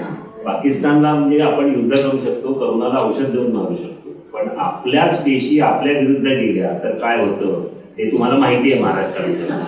तर मला वाटतं त्याला आपण म्हणतो कर्क. म्हणून ते डोके फिरलेल्या पुस्तक very simple way of really looking at cancer. कारण कॅन्सरला आपण तसं होतं. आणि दुसरं महत्वाचं म्हणजे एक कॅन्सरला एक स्वभाव असतो. तर मी ऍक्च्युली सकाळ स्टोरीज लिहितो, तर मी मध्ये एक स्टोरी लिहिली होती डॉक्टर सांगू नका आईला, आणि आता या शनिवारी मी एक स्टोरी लिहिली आहे कर्करोगाचा स्वभाव. आणि प्रत्येक कॅन्सरचा एक वेगवेगळा असा स्वभाव असतो आणि ते आपण सगळं समजावून घ्यायला पाहिजे. कारण प्रत्येक कॅन्सर काही सारखाच वागेल असं नाही. आणि म्हणून हे जरा शास्त्र थोडं कठीण आहे. खरं तर इतक्या वर्षामध्ये आपण म्हणतो की ती प्रोग्रेस झालाय वगैरे, पण तसं पाहिलं तर तो प्रोग्रेस आहे 1% वर. म्हणजे billions and billions of dollars खर्च करून आपण त्याच्यामध्ये 1% फरक करू शकतो. फक्त त्याच्यात जर लवकर लक्षात आलं तर माझ्या मते आपण काय तुम्ही पाहिलं असेल ब्राका वगैरे तो म्हणतो कित्येक ज्या नट्या असतात ते त्यांची ब्रेस्ट काढून घेतात, हे करतात ते करतात. पण द होल आयडिया त्याच्यामध्ये अशी आहे की तुम्ही प्रिव्हेंट करायचा प्रयत्न करतात, पण तिला ब्रेस्ट कॅन्सर नाही झालं तर तिला कोलॉन कॅन्सर होईल. काय सांगताय? म्हणजे अल्टिमेटली डोकं फिरायचं असेल तर कोणाचंही करू शकतं. होल आयडिया याच्यामध्ये असं आहे की we have sometimes realise it आणि त्याच्यात अनेक सायन्स आहे त्याच्यामध्ये. पण overall you have to realise की आपल्याला अल्टिमेटली कुठल्या तरी एका आजाराने जावं लागेल, त्यात कॅन्सर आहे. सर तुम्हालाच पुढचा प्रश्न आहे. आता आपण कॅन्सर विषयी बोललो. तुमचं स्पेशलायझेशन आहे ते GI गॅस्ट्रोएंट्रोलॉजी, बरोबर आहे? त्याच्यामध्ये म्हणजे पोटाचे विकार थोडक्यात. तर एकतर आपल्याकडे म्हण आहे की हृदयाचा मार्ग पोटातून जातो, तर ही म्हण आहे. पण एकूण पोट आणि त्याच्यात असणारे अवयव याचा आपल्या आरोग्यात महत्व काय आहे? सर्वसाधारणपणे तुम्ही म्हणलात तसं की आज आता तुम्ही एक काळ असा होता की सगळे असे कळके होते आपल्या शाळेमध्ये असताना. कोणी असं वजन कोणाचं नसायचं, खायलाही मिळायचं नाही हो. त्यावेळी आपण लाल गहू किंवा तो तांदूळ किंवा तेलाच्या लाईनीत उभे राहा, दुधाच्या लाईनीत, म्हणजे कदाचित नवीन पिढीला माहीत नसेल पण बऱ्याच लोकांनी 60च्या किंवा 70च्या युद्धामध्ये आपण याच्यातून गेलो. आपल्या देशात सर्वात चांगली गोष्ट काय झाली असेल तर अन्न क्रांती झाली. एक काळ असा होता की साधारणतः 90च्या काळामध्ये जर आपण असेच वाढलो असतो तर आपल्याला अन्न मिळालं नसतं. पण अन्न क्रांतीने आपण स्वतःला एक स्वावलंबी केली. म्हणजे त्याच्यामध्ये कदाचित तुमची जुनी ज्वारीच्या ऐवजी हायब्रिड ज्वारी खात असू किंवा आपण वेगळा गहू खात असू, पण आपल्याला अन्न अवेलेबल आहे. टोमॅटोज अवेलेबल आहेत जे आपल्याला पूर्वी नसायचे. आणि त्याच्यामुळे काय झालं, आणि दुसरी गोष्ट म्हणजे काय झालं की साधनं आली त्यामुळे आपण सगळे जाडे झाले. सगळ्यांच्या वजनांमध्ये साहजिक थोडासा फरक पडला. ओबेसिटी किंवा स्थूलपणा हा आपल्या ह्याचा एक स्थिर भाव झालेला आहे. तर ह्या सगळ्यामध्ये आजारांचं कम्प्लीट बदल आलं का लक्षात. पूर्वीचे जे आजार होते त्याच्यामध्ये लोकांना इन्फेक्शन, डायरिया होत असत, कोणाला मालन्यूट्रिशन होत असेल. आता काय होतं, लोकांना हार्ट अटॅक्स येतात, लोकांना स्थूलपणामुळे स्पाईनचा त्रास होतो, सांधे बदलायची वेळ आली. म्हणजे तुमच्या घराच्या आजूबाजूला बघा तुम्ही, या कारणांमुळे होणारे सगळे आजार तुम्हाला दिसतात. तर मला वाटतं इनडायरेक्टली तुमच्या शरीरावर याचा प्रचंड परिणाम असतो. तर तुम्ही तुमच्या पोटाचे आणि त्याच्यामुळे बघा फॅटी लिव्हर हा अत्यंत कॉमन आजार झाला. यकृतातील चरबी आपण म्हणू. आणि याचं कारण डायबिटीस असो किंवा अधिक खाणं असो, कमी व्यायाम असो, साखर कमी जास्त असो, काही म्हणा त्याच्यामध्ये या इनडायरेक्टली गोष्टी आपल्याला कळत नाही. आणि दॅट इज अ बिगेस्ट. तुम्ही म्हणाल मध्ये ना एकदा मी एका TUFHच्या कॉन्फरन्सला गेलो होतो, टोटल युनिट फॉर हेल्थ म्हणून WHO कॉन्फरन्स होती साऊथ आफ्रिकेला. तिथे एका ठिकाणी एक सिम्पोजियम होतो आणि शुगर सिम्पोजियम. मला एक वाटलं शुगर सिम्पोजियम का आपण मी अटेंड करायला गेलो होते शुगर सिम्पोजियम. त्या माणसाने काय सुंदर शिकवलं की आपल्या आयुष्यामध्ये साखर पेरून लोकांनी किती आपल्या याचा नाश केला. म्हणजे साखरेचा खप व्हावा आणि साखरेचं उत्पादन लोकांनी खर्च करावं म्हणून लोकांनी सगळे आपल्या आयुष्यात साखर पेरली. आणि साखर has created maximum damage to world. आणि हा विचारच आपण करत नाही बेसिकली. आय थिंक सर्वात पहिले साखर जर तुम्ही कमी केली सिम्पोजियमनी ओव्हरऑल, म्हणून तुम्ही जे खाता त्याच्यावर तुमचं बरंचसं शरीराचं सगळं अवलंबून असतं. तुमच्या सवयी म्हणा खाण्यापिण्याच्या, तुमचं ओव्हरऑल. कारण एकदा खाणं तुमचं वाढलं वजन वाढतं, वजन वाढलं फील होतं, कमी खाल्लं तर मालनरिशमेंट होतं. तुमच्या शरीराची कम्प्लीट इम्युनिटी ही पोटावर असते. मला वाटतं ह्या बऱ्याचशा गोष्टींचा तुमचा जो कंट्रोल असतो माझ्यामध्ये तुमच्या एक्झरसाईज आणि खाण्यावर असतो.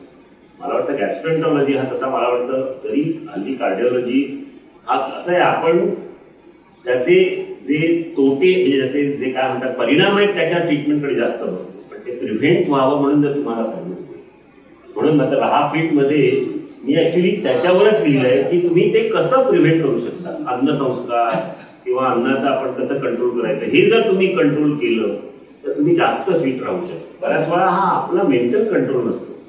दिसले मला 4 समोसे मी खाल्ले, कोणी केक आणला मी खाल्ला. आणि वर्किंग याच्यामध्ये बऱ्याचशा गोष्टी ह्या आपल्याला कंट्रोल करत नाही किंवा नाही. तर ते तुम्ही ज्यावेळी कंट्रोल करायला लागाल माझ्या मते बऱ्याच वेळा तुमचं चेंज होईल. पण पोटाचा म्हणजे तुम्ही म्हणलात हृदयाचा मार्ग हा पोटातून जातोय खरं आहे, पण हृदय विकाराचा मार्ग हा सुद्धा पोटाच्या विकारातून जातो असं म्हणायला काही हरकत नाही. म्हणजे I think that is what we should really remember की तुम्ही जर पोटावर जर कंट्रोल केला तर माझ्या मते तुम्हाला डायबिटीज, हृदयविकार आणि बाकीचे सगळे आजार, कोलेस्ट्रॉल हे जर तुमचं कमी झालं तर बाकीचे आजार सुद्धा तसे. That is also one of the very important aspect. This is not something you can control. त्याचा कॅन्सरशी संबंध आहे.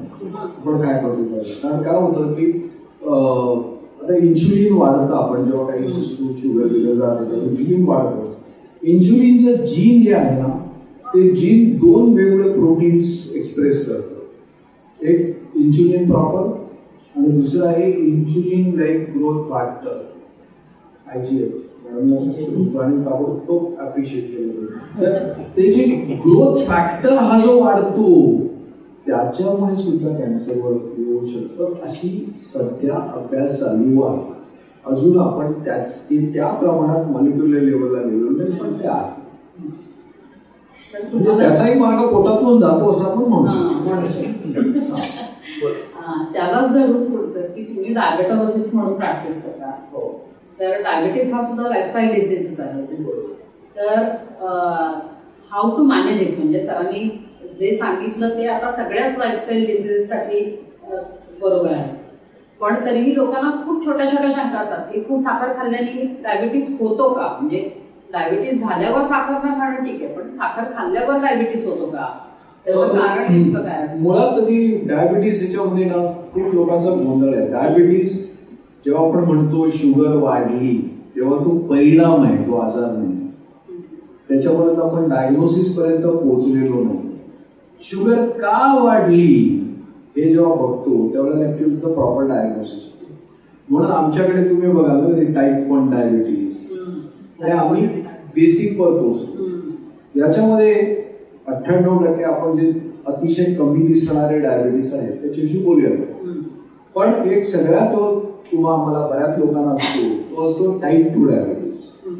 त्या टाईप 2 डायबिटीस मध्ये बेसिकली 2च गोष्टी असतात. एका बाजूला आम्ही म्हणतो ज्याला इन्शुलिन रेजिस्टन्स आणि दुसऱ्या बाजूला इन्शुलिन न बनवणाऱ्या पेशी इन्शुलिन कमी बनवणार. ह्या दोघांची तुलना किती आहे त्याच्यावर डायबिटीस असते. दुर्दैव असं आहे की एखाद्या व्यक्तीमध्ये इन्शुलिन रेजिस्टन्स एवढा असेल आणि त्या रोबस्ट म्हणून तेवढीच हे बनत असेल शुगर बॉडीमध्ये, इन्शुलिन बनत असेल तर त्याला डायबिटीस होणार नाही.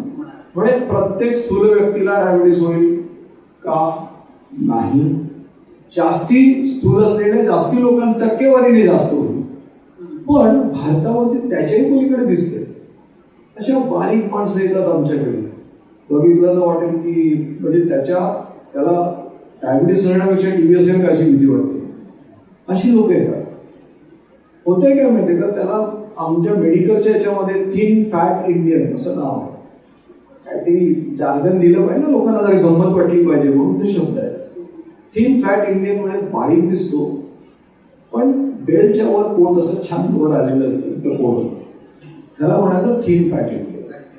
आणि आता असं मॉलिक्युलर लेवलला कळलेलं आहे की हे जे पोटामध्ये असलेलं फॅट आहे हे पोटामध्ये इनर फॅट नाही, जे स्टोअर नाहीये, नुसतं गोडाऊन नाहीये आपण एक्स्ट्रा खाल्लेल्या गोष्टींचं, त्याच्यात काहीतरी घटना घडत आहे, त्यात काहीतरी हॉर्मोन्स बाहेर पडत आहेत आणि म्हणून हे ब्राऊन फॅट. तर मुळात सरांनी त्यातलं ऑलरेडी माझं उत्तर देऊन टाकलंय. लाईफस्टाईल डिसीज ज्यावेळेला म्हणतो त्यावेळेला लाईफ मधून स्टाईल काढून टाकली की जे शिल्लक राहतं त्याला लाईफस्टाईल करायचं सुधारणा.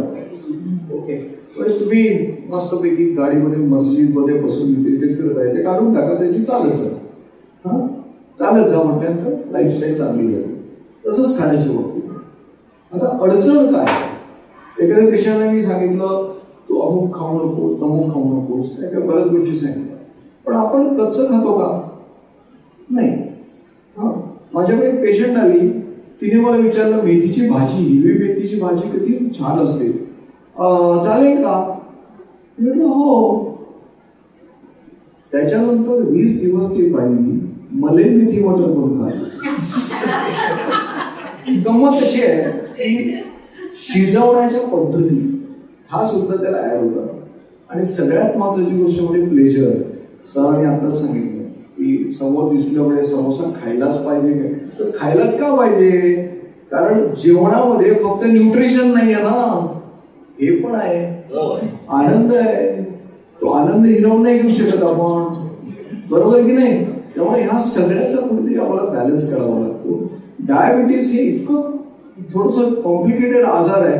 कारण त्याला कॉम्प्लिकेटेड म्हणतो याचं कारण असं आहे की शरीराच्या रक्तात असलेली गोष्ट ती शरीराच्या प्रत्येक भागाला पोहोचणार आहे आणि शरीराच्या प्रत्येक भागाला ती काय ना काहीतरी बॉल करू शकते, पॉसिबिलिटी आहे. त्यामुळे लक्षात घेतलं पाहिजे की डायबिटीस हा सुद्धा अतिशय मी काय म्हणतात त्याला अनेकांगी आजार आहे, गुंतागुंत असलेला आजार आहे. प्रत्येक आणि लोक फक्त शुगर फडफडवत येतात, माझी 300 आहे, 300 आहे, पण मला ते 300 बघून नाही कळत, म्हणजे आवडत नाही. मला कळलं पाहिजे इन्शुलिन रेजिस्टन्स किती आहे, इन्शुलिन तुमच्या बॉडीमध्ये किती बनतंय, शरीराच्या कुठल्या भागात तुम्हाला प्रॉब्लेम झालाय का, त्यासाठी मला पहिलं चेकअप करावं लागतं. बाकी सगळ्या गोष्टी राईट असतात. मला वाटतं एवढं पुढे आहे ना आजच्या दिवशी त्यांची खूप लाईफस्टाईल बदलली तर त्यांना डिप्रेशन होतं. आणि डिप्रेशन हा सुद्धा डायबिटीसचा भाग आहे. लोक म्हणजे काही लोक असे असतात की सर कुछ नाही, शुगर 400 है असं करत येतं. शुगर 400 आहे म्हणजे असं अगदी अभिमानाची गोष्ट. मेरा हमेशा 300-400 आहे असं म्हणून खुशी देतात. आणि काही लोक 180 झाले तरी असा चेहरा पाहून देतात, सर शुगर वाढली आहे. म्हणजे दोन्ही एक्स्ट्रीम्स आहेत. आणि हा एक्स्ट्रीम्स शेवटी मी जसं म्हटलं तसं ॲज डायबिटॉलॉजिस्ट मी नुसती शुगर ट्रीट करत नाही, त्या पेशंटची मेडिकल इमोशन ट्रीट करतो.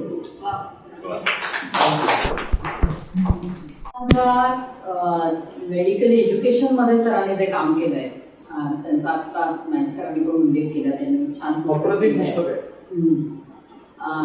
तर सर म्हणजे फक्त केईएम नाही, फक्त महाराष्ट्र नाही, फक्त भारत नाही, सर आंतरराष्ट्रीय पातळीवर जाऊन मेडिकल एज्युकेशन मध्ये काम करतायत. आणि त्याच्यासाठी फेमर म्हणून एक जे काय म्हणू त्याला फाउंडेशन आहे, त्याच्यातर्फे जगभर काम चालतं, त्याचा एक खूप महत्त्वाचा भाग आहे सर.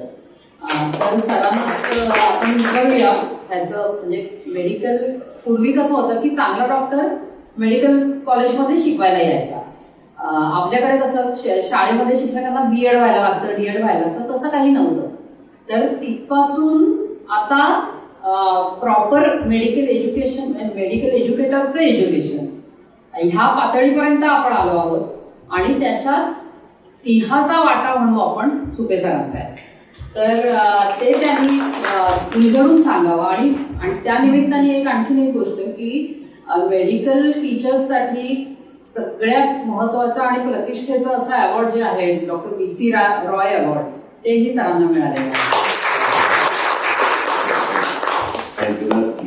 नाही, हे थोडंसं तुम्ही म्हटला, ज्यावेळी आपण डॉक्टर असतो त्यावेळी आपण केवळ पेशंट म्हणून ट्रीट करतो, पण त्याच्या पलीकडे जाऊन आपण ज्यावेळी डॉक्टर्स तयार करतो अनेक, त्यावेळी त्या जो शिक्षक असतो तो तुमच्याकडे सुद्धा अनेक प्रकारचे शिक्षक असतील. आयुष्यात प्रत्येकाच्या आयुष्यात अनेक शिक्षक असतात आणि प्रत्येक शिक्षकाचा स्वभाव वेगळा असतो आणि आपल्या आठवणी वेगळ्या असतात.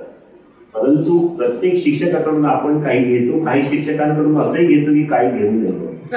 परंतु ज्यावेळी आपण मेडिकल एज्युकेशनमध्ये जातो त्यावेळी असं आमच्या लक्षात आलं की आज आता लक्षात आलं तसं की बरेचसे जे शिक्षक असतात ते BEd पण झालेले नसतात आणि त्यांना एज्युकेशनचं काहीच ज्ञान नसतं. पण ज्यावेळी आपण 30, 20, 200, 250 किंवा असं हजारो विद्यार्थ्यांबरोबर रोज कम्युनिकेट करतो, त्यावेळी आपलं जे ज्ञान आहे किंवा आपल्याला जे सांगायचं आहे ते तोपर्यंत पोहोचतंय की नाही हा सर्वात महत्त्वाचा प्रश्न असतो. आणि ह्याच्यासाठी मेडिकल एज्युकेशन टेक्नॉलॉजी हा एक फार मोठा सब्जेक्ट आता निर्माण झाला गेल्या 20-30 वर्षामध्ये. आणि त्यावेळी फॉर्च्युनेटली आम्ही त्याच्यामध्ये खूप आधी गेलो. आणि मी तुम्हाला सांगितलं तसं की फेमर नावाची एक आमची संस्था आहे, हे साधारणतः 2002 मध्ये मी त्यांचा फेलो म्हणून गेलो होतो. आणि ते जगातल्या साधारणतः 11 लोकांना ते सिलेक्ट करतात दरवर्षी. आणि भारतातला मी त्यावेळी एक होतो, पण दरवर्षी ते करतात तसे 11 लोकांना. पण त्याचा ॲडव्हान्टेज असं की त्यावेळी त्यांची ती दुसरी बॅच होती, पण त्याच्यानंतर तुम्ही जाऊन बऱ्याच वेळा ठिकाणी जाता आणि स्वतः शिकून येता, पण त्याचा भारताला काय फायदा होईल किंवा जगाला काय फायदा होईल हे आपण बघायला. त्यावेळी मी परत आल्यानंतर त्यांना रिक्वेस्ट केली की मी तर आलो, पण ही जर तुम्हाला एक बदल करायचा असेल तर तो एकट्याने होणार नाही.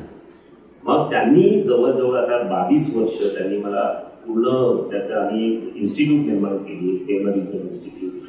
आणि आता आम्ही जवळजवळ त्या इन्स्टिट्यूटमधून 11 देशांमध्ये जवळजवळ एक 65 देशातले अनेक लोकांना आम्ही लिडर्सना तयार केले. आणि आज त्याचा NMC वगैरे घेऊन जवळजवळ आतापर्यंत तो जो आम्ही कोर्स क्रिएट केले त्यांनी जवळजवळ 93,000 ते 94,000 डॉक्टर्स मेडिकल टीचर्सना आम्ही ट्रेन केले. आणि त्याचा इम्पॅक्ट जो आहे तो जवळजवळ एक अनेक लाखांपर्यंत जातो. आणि हे जे आहे तुम्ही जर गेलात तर त्याचं इम्पॉर्टंट काम आहे याच्यामध्ये. कारण आज आता कुठलाही जो शिक्षक आहे भारतातला किंवा बाहेरचा तो निदान बेसिक ट्रेनिंग तरी घेऊन आलेला असतो. आणि मग त्याचा रिसर्च सुरू केला, त्याच्यामध्ये त्याची जर्नल चालू केली, त्यांची असोसिएशन चालू केली, त्याचा प्रसार कसा होईल केला. त्याच्यामुळे आता जे कोणी शिक्षक बनतात मेडिकलमध्ये त्यांना ह्या सगळ्या गोष्टी करायला लागतात. आणि मला वाटतं हे फार महत्वाचं आहे. म्हणजे निदान मुलांचा तरी वेळ वाया जात नाही आणि मुलं चांगल्या पद्धतीने शिकतील आणि ते जास्त कॉम्पिटंट डॉक्टर्स होतील अशी ती पूर्ण संकल्पना आहे. त्यातली कुठल्याही एवढ्या मोठ्या आपण याच्यावर स्तरावर जेवढी आपण करतो त्यावेळी तिची पाळंमुळ, आता आम्ही नवीन, तुम्हाला कल्पना असेल तर CBME म्हणून एक कॉम्पिटन्सी बेस्ड मेडिकल एज्युकेशन 2019 आम्ही तो करिक्युलम लॉन्च केला. आणि तुम्ही वेबसाईटवर गेलात तर आमची अनेक पुस्तकं आहेत त्याच्यावरती. सो द होल आयडिया याच्यामध्ये कसं आहे की आपण स्वतः किती वाढतो हे तर महत्वाचं आहे, पण आपल्याबरोबर त्याचा समाजाला किती परिणाम होतो आणि ते तुम्ही बाकीच्या देशांमध्ये कसं नेतात. जवळजवळ भूतान म्हणा, नेपाळ म्हणा, श्रीलंका, व्हिएतनाम, या सगळ्या देशांमध्ये, Brazil, Argentina, Chile, Egypt, South Africa, या सगळ्या देशांमध्ये याचा कसा परिणाम होईल हे सर्वात महत्वाचं आहे. आणि आय थिंक वी कुड do that very effectively through various thing. आणि मला वाटतं हे फार महत्वाचं आहे, कारण आता सगळेजण एका लेंथमध्ये बोलतो. निदान we know at least what length we are talking about. आणि सो हा जो हे काम असतं हे हळूहळू लोकांपर्यंत जातं. आणि मला वाटतं मे बी तुम्ही मला क्रेडिट देताय ते ठीक आहे, पण मला वाटतं ह्याच्यामध्ये अनेकांचा सहभाग आहे. म्हणजे I could only stimulate many, पण आय अंडरस्टँड की त्याच्यामुळे खूप याच्यामध्ये, म्हणजे मला आठवत आहे की मी पहिल्यांदा सुरुवात केली त्यावेळी बापट सरांनी मला एकदा बोलवलं आणि ते मला ओरडले की तू हे काय करतोयस, व्हाय आर यू डुईंग दिस, तुझं एवढं सुंदर सर्जिकल करिअर आहे, ते सोडून तू हे का करतोय. त्यावेळी मी त्यांना प्रॉमिस केलं की सर मी दोन्ही करेन. आणि त्यावेळी त्यांनी ते, आणि नंतर 30 वर्षानंतर त्यांनी म्हणले बरोबर आहे, तू म्हणला होतास ते बरोबर आहे. पण नाव ही रिअलाइजेस की what we did that time was so good. आणि हे फार महत्वाचं असतं. नाहीतर काय होतं की आपण एकदा करायला लागलो की लोकांना वाटतं हा काय टाइमपास करतोय आपण, we are not wasting your time, we पुढं सो मच ऑफ टाइम वगैरे. पण ही जी इन्व्हेस्टमेंट असते की नवीन पुढची पिढी येते किंवा पुढच्या पिढ्या येतील, त्याचं जे आपण बघतो ते म्हणजे शिक्षणाचं कसं असतं, शिक्षणाचा जो इफेक्ट असतो तो इमिजिएटली दिसत नाही तुम्हाला, कदाचित तो मार्कांमध्ये दिसतो. पण चांगल्या शिक्षणाचा फायदा तुम्हाला 20 वर्षानंतर तुमचे विद्यार्थी ज्यावेळी येतात आणि ज्यावेळी तुम्ही आज विद्यार्थी माझे जगातल्या कुठल्याही कानाकोपऱ्यामध्ये ज्यावेळी हेड ऑफ द डिपार्टमेंट होतात किंवा मोठे मोठे प्रोग्राम करतात त्यावेळी त्याचा जो आनंद असतो मला वाटतं तो खूप मोठा असतो. आणि एक गोष्ट अशी आहे की शिक्षण हे मेडिकलच्या बाबतीत जसं अनेक क्षेत्रांच्या बाबतीत संपत नाही.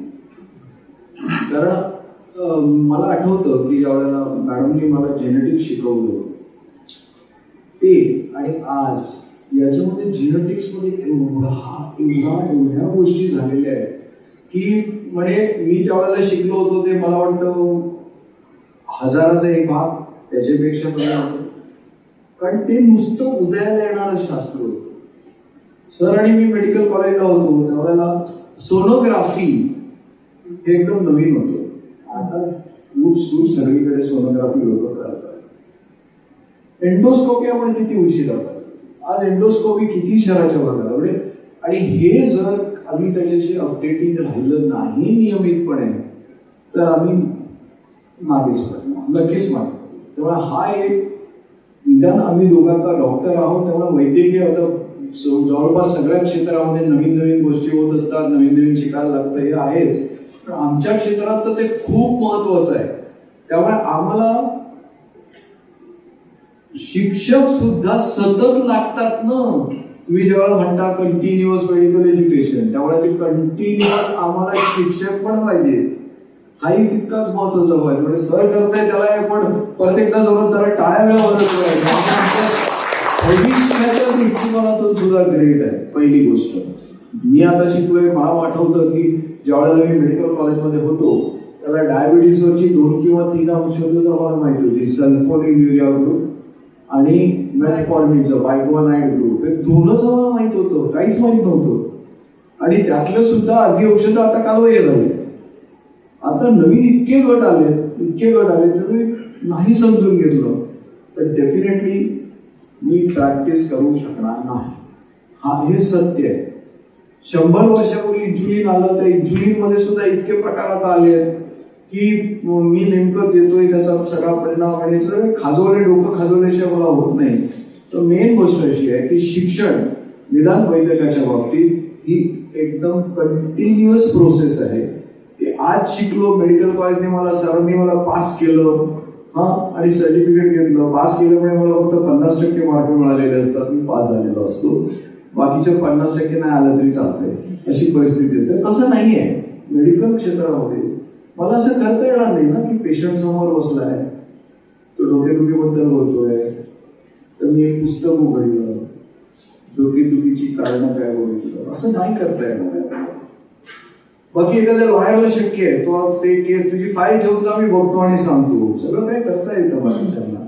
फक्त मेडिकल क्षेत्रामध्ये एक गोष्ट अशी आहे की तुम्हाला कंटिन्युअस अपडेट व्हावं लागतं आणि त्याबद्दल मी सुद्धा परत एकदा टाळ्या मारतो की यांनी आमच्यासाठी छान उच्च शिक्षण दिलं आणि जन्मभर शिकायला पाहिजे. म्हणजे माझ्या मते I feel I am sure इथे अनेक डॉक्टर असतील. इनफॅक्ट आता मी स्वतः या वयात सुद्धा पुढच्या महिन्यामध्ये मी रोबोटिक सर्जरी शिकायला जाणार आहे. सो असं नाही की कुठल्या वयात तुम्ही थांबावं. माझ्या मते you should continue to learn and gain your knowledge. आणि ह्यांनी सुद्धा मला आठवते 4 वर्षापूर्वी डायबेटिकचा एक डिप्लोमा त्यांनी एक साधारण 2018 मध्ये केलं होतं. आय रिमेंबर मीच त्या कॉन्व्होकेशनला मीच त्याला दिला, त्यावेळी तो इतका मला हृदय प्रसंग होता की आपला एक मित्र या वयामध्ये 1 वर्षाचा पूर्ण डायबेटिक डिप्लोमा करतो. म्हणजे आय पर्सनली फील की कुठल्याही क्षणी ते शिक्षण थांबू नये. आणि मला वाटतं लोक बऱ्याच वेळा म्हणतात मी थांबलो वगैरे, तर थांबावं, तुम्ही थोडं स्लो व्हा, पण तुम्ही जे नवीन नवीन येत असतं त्याच्याबद्दल अपडेट राहा. I personally feel we should remain, जोपर्यंत तुमचे हातपाय चालतात, मेंदू चालतो, तोपर्यंत तुम्ही हे अपडेट स्वतःला करणं आवश्यक आहे. कारण मला म्हणलं तसं नॉलेज इतक्या फास्ट बदलतं, तुम्ही नाही बदललं तर तुम्ही बाहेर जा. सो माझ्या मते यू शुड रिमेन. कदाचित स्वतःच्यासाठी, स्वतःच्या स्वाभिमानासाठी, ज्याला सेल्फ इस्टीम म्हणतात ना, त्यासाठी तरी तुम्ही नवीन शिकत राहिलं पाहिजे. आणि स्टुडंट्स बरोबर राहण्याचा दुसरा फायदा आहे ऑलवेज फील तुम्ही यंग राहता. I think so. हा म्हणला तसा कदाचित बाळासाहेबांचा जो तिशीतला होता, बाळासाहेब ते तिशीमध्ये राहिले म्हणून ते इतकं करू शकले. मला वाटतं तर आपणही त्या यंग लोकांच्या बरोबर राहावं. आणि I think that makes a lot of difference according to me. म्हणून ते अजूनही वाद चालू आहे. आता आरोग्य व्यवस्थेकडे आपल्या वळूया. सुपे सरांना खूप वर्ष सार्वजनिक आरोग्य व्यवस्थेचा अनुभव आहे, कारण त्यांनी KEM मध्ये काम केलं. सर, आरोग्य व्यवस्था आपल्याकडे कशी होती, कशी आहे आणि कशी असायला हवी? करोनाच्या काळात आपण सगळ्यांनी खूप अनुभव घेतला त्या आरोग्य व्यवस्थेचा, चांगला वाईट. आपली आरोग्य व्यवस्था पूर्वी वाईट होती, सार्वजनिक आताही वाईट आहे आणि अजून काही दिवसामध्ये बदलेल असं मलाही वाटत नाही. वाईट म्हणजे काय की ती अपुरी आहे. त्याच्या ज्या गरजा अजूनही आपण व्यवस्थितपणे लोकांच्या गरजा समजावून सार्वजनिक आरोग्य व्यवस्थेमध्ये बदल जरी झाले तरी ते तेवढे होत नाही. एक ती ते तुमची साधीच गोष्ट म्हणजे तर करोनामध्ये आपण खरं पाहिलं तर आपल्या व्यवस्थेने धापा टाकला. पेशंट्स किती मेले कल्पना आहे तुम्हाला? Day I to get calls every day की बाबा पहिल्यांदा कॉल यायचा की बाबा तो पेशंट आहे, घरी आहे, त्याला ऑक्सिजन खाली जातोय, मग त्याला ॲम्ब्युलन्स एक गोळी, मग सर नायरमध्ये तो थांबलाय, KEM मध्ये थांबलाय, त्याला बेड मिळत नाही, बसलाय, अर्ध्या तासांनी फोन यायचा सर तो घे.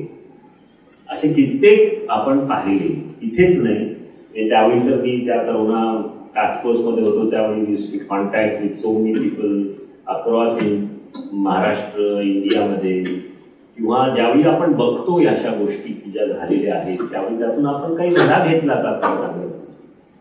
तर आपल्याला अजूनही आपण आपली जी सार्वजनिक आरोग्य व्यवस्था आहे, एक तर ते आपण फक्त लोकांना ट्रीटमेंट कशी देते ह्याच्याकडेच कॉन्सन्ट्रेट केलं. आजार कसे प्रिव्हेंट करावे ह्याच्याकडे आपण पूर्णपणे तर लक्षही देत नाही. आणि आपण ट्रीटमेंट सुद्धा सर्वांना पूर्णतःपणे देऊ शकत. मला वाटतं हा आहे आपल्या, आणि केवळ याच्यामध्ये महाराष्ट्र, मुंबई असं म्हणू नका. मुंबईची व्यवस्था तर त्यामध्ये खूप चांगली आहे. तुम्ही जर बाकीच्या देशांमध्ये ठिकाणी गेला तर तिथं आपल्यापेक्षा वाईट आहे. जे बिमारू स्टेट्स म्हणतात त्याला बिहार, नंतर मध्य प्रदेश, उत्तर प्रदेश, राजस्थान, ही जी स्टेट्स आहेत तिथं अत्यंत वाईट, आणि 7 सिस्टर्स तर त्याच्यापेक्षाही वाईट. तर ह्या सगळ्यामध्येपेक्षा आपण त्यातल्या त्यात बरी, मुंबई त्यातल्या त्यात चांगली, कारण आपल्याकडे निदान व्यवस्था तरी चांगली.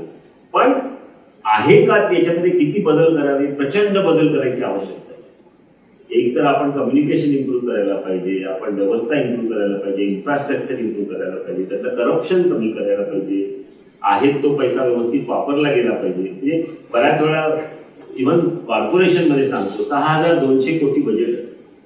6,200 कोटी बजेट कॉर्पोरेशनचं हेल्थचं काही छोटं बजेट नाही. एखाद्या राज्याच्या बजेटपेक्षा इक्वल बजेट होतं. त्याचं डायरेक्टर एवढं माझं बजेट होतं. त्यातला 70 ते 80% हा लोकांच्या पगारावर असतो. उरलेल्या तुमच्या डेव्हलपमेंट बजेटपैकी इलेक्शनचा इयर आलं की फक्त 14% खर्च होतो.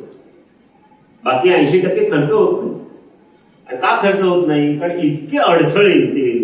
नवीन हॉस्पिटल मी असताना 5-6 हॉस्पिटल्स काढले. आताच तर ते हॉस्पिटल दिसायला लागले. आता त्यावेळी सायन्सचा विकास, केईएमचा विकास, नायरचा विकास, MT अग्रवाल, ही सगळी हॉस्पिटल्स त्यावेळी प्लॅन करून त्यावेळी अजय मेहता सर होते, अत्यंत चांगले होते.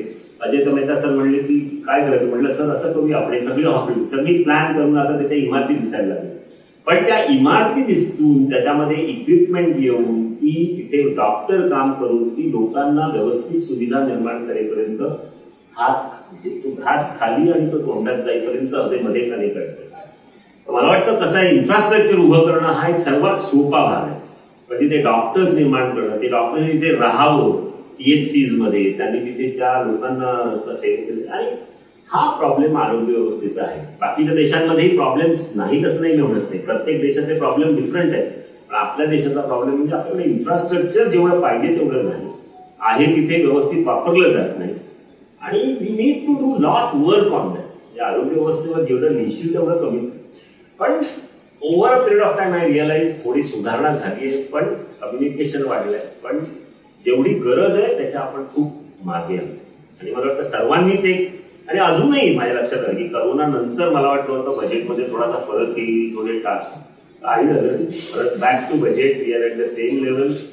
आणि तेवढीच अपॅथी लोकांची असते, शासनाची तेवढीच अपॅथी असते, लोकांची तेवढीच अपॅथी असते. आणि वी आर स्टील, आपण तसं पाहिलं तर सर्वजणच आपल्या आरोग्याला तेवढं प्राधान्य देत नाही जेवढं आपण मटेरियलिस्टिक गोष्टी करतो. आणि हा एक सर्वात महत्वाचा आपण मुद्दा आपण करायला पाहिजे. चांगलं आरोग्य असेल तर तो तुमचा चांगला टीव्ही किंवा AC तुम्ही एन्जॉय कराल. मला वाटतं कार तुम्ही एन्जॉय कराल. पण जर तुमचं आरोग्यच चांगलं नसेल तर तुम्ही काय कराल? आणि that is where I think people should invest more in their health than hospitals. आता हा जो विचार आहे तो लोकांपर्यंत याच्यातच मला आता प्रॅक्टिकली काही गोष्टी सांगायला आणि मुंबईमध्ये म्हणजे लेटेस्ट जर आपण बघितलं तर 142 डायबेटॉलॉजिस्ट आहेत. पण त्याच्या जस्ट पलीकडे मी संबंध पालघर जिल्ह्यामध्ये, पालघरने मी वसई आणि विरार बाजूला ठेवतोय. विरारच्या पुढे डहाणूपर्यंत फक्त 2च आहेत. Just think of it. केवढा म्हणजे एकामध्ये त्याला डिफरन्स आहे, फरक केवढा आहे. दुसरी गोष्ट म्हणजे काय माहिती का की हे जसं म्हणतात तसं आदिवासी भागातल्या माणसाची वैद्यकीय गरज खूप निराळी आहे. त्या तुलनेने आपली गरज वेगळी आहे. त्याला रोजच्या जेवणाची भ्रांत आहे काही भाविक लोकांना. तिकडे दारूचं व्यसन फार मोठं आहे. इतकं विचित्र दारूचं व्यसन आहे की आपण त्यांना काही मदतीसाठी घेऊन गेलो आणि एक समाज कांबळी दिली किंवा त्याला काही सायकल दिली, काही दिलं तर काही दिवसानंतर ते वाण्याकडे दिसते, तुम्हाला मिळतात आणि त्याच्याची दारू पितात. म्हणजे समस्या सुद्धा अशा प्रत्येक एरियामध्ये वेगळं. आणि हे आपण म्हणतोय ते मुंबईपासून जेमतेम तासभर रेल्वे प्रवासात असलेल्या गोष्टीविषयी बोलतोय. तासभर फक्त. आणि मुंबईमध्ये आपण मस्तपैकी. तर हा जो विचार आहे, आता सरांनी म्हटलं तेच खरं आहे की जिथे आपण सहज अत्यंत कमी खर्चामध्ये आपलं आरोग्य राखू शकतो त्याकडे लोक लक्ष देत नाही. लाईफस्टाईल बद्दल आपण बोलत होतो. म्हणजे लोक ट्रेडमिल विकत घेतील. माझ्या एका मित्राचीच गोष्ट, ट्रेडमिल विकत घेतील. त्याला विचारलं अरे वा चांगला व्यायाम करतो, नाही नोकर ठेवलाय. तर ही जी ट्रेडमिल करायला नोकर ठेवलाय याला काही तसा अर्थ काहीच नाही. बरोबर आहे की नाही?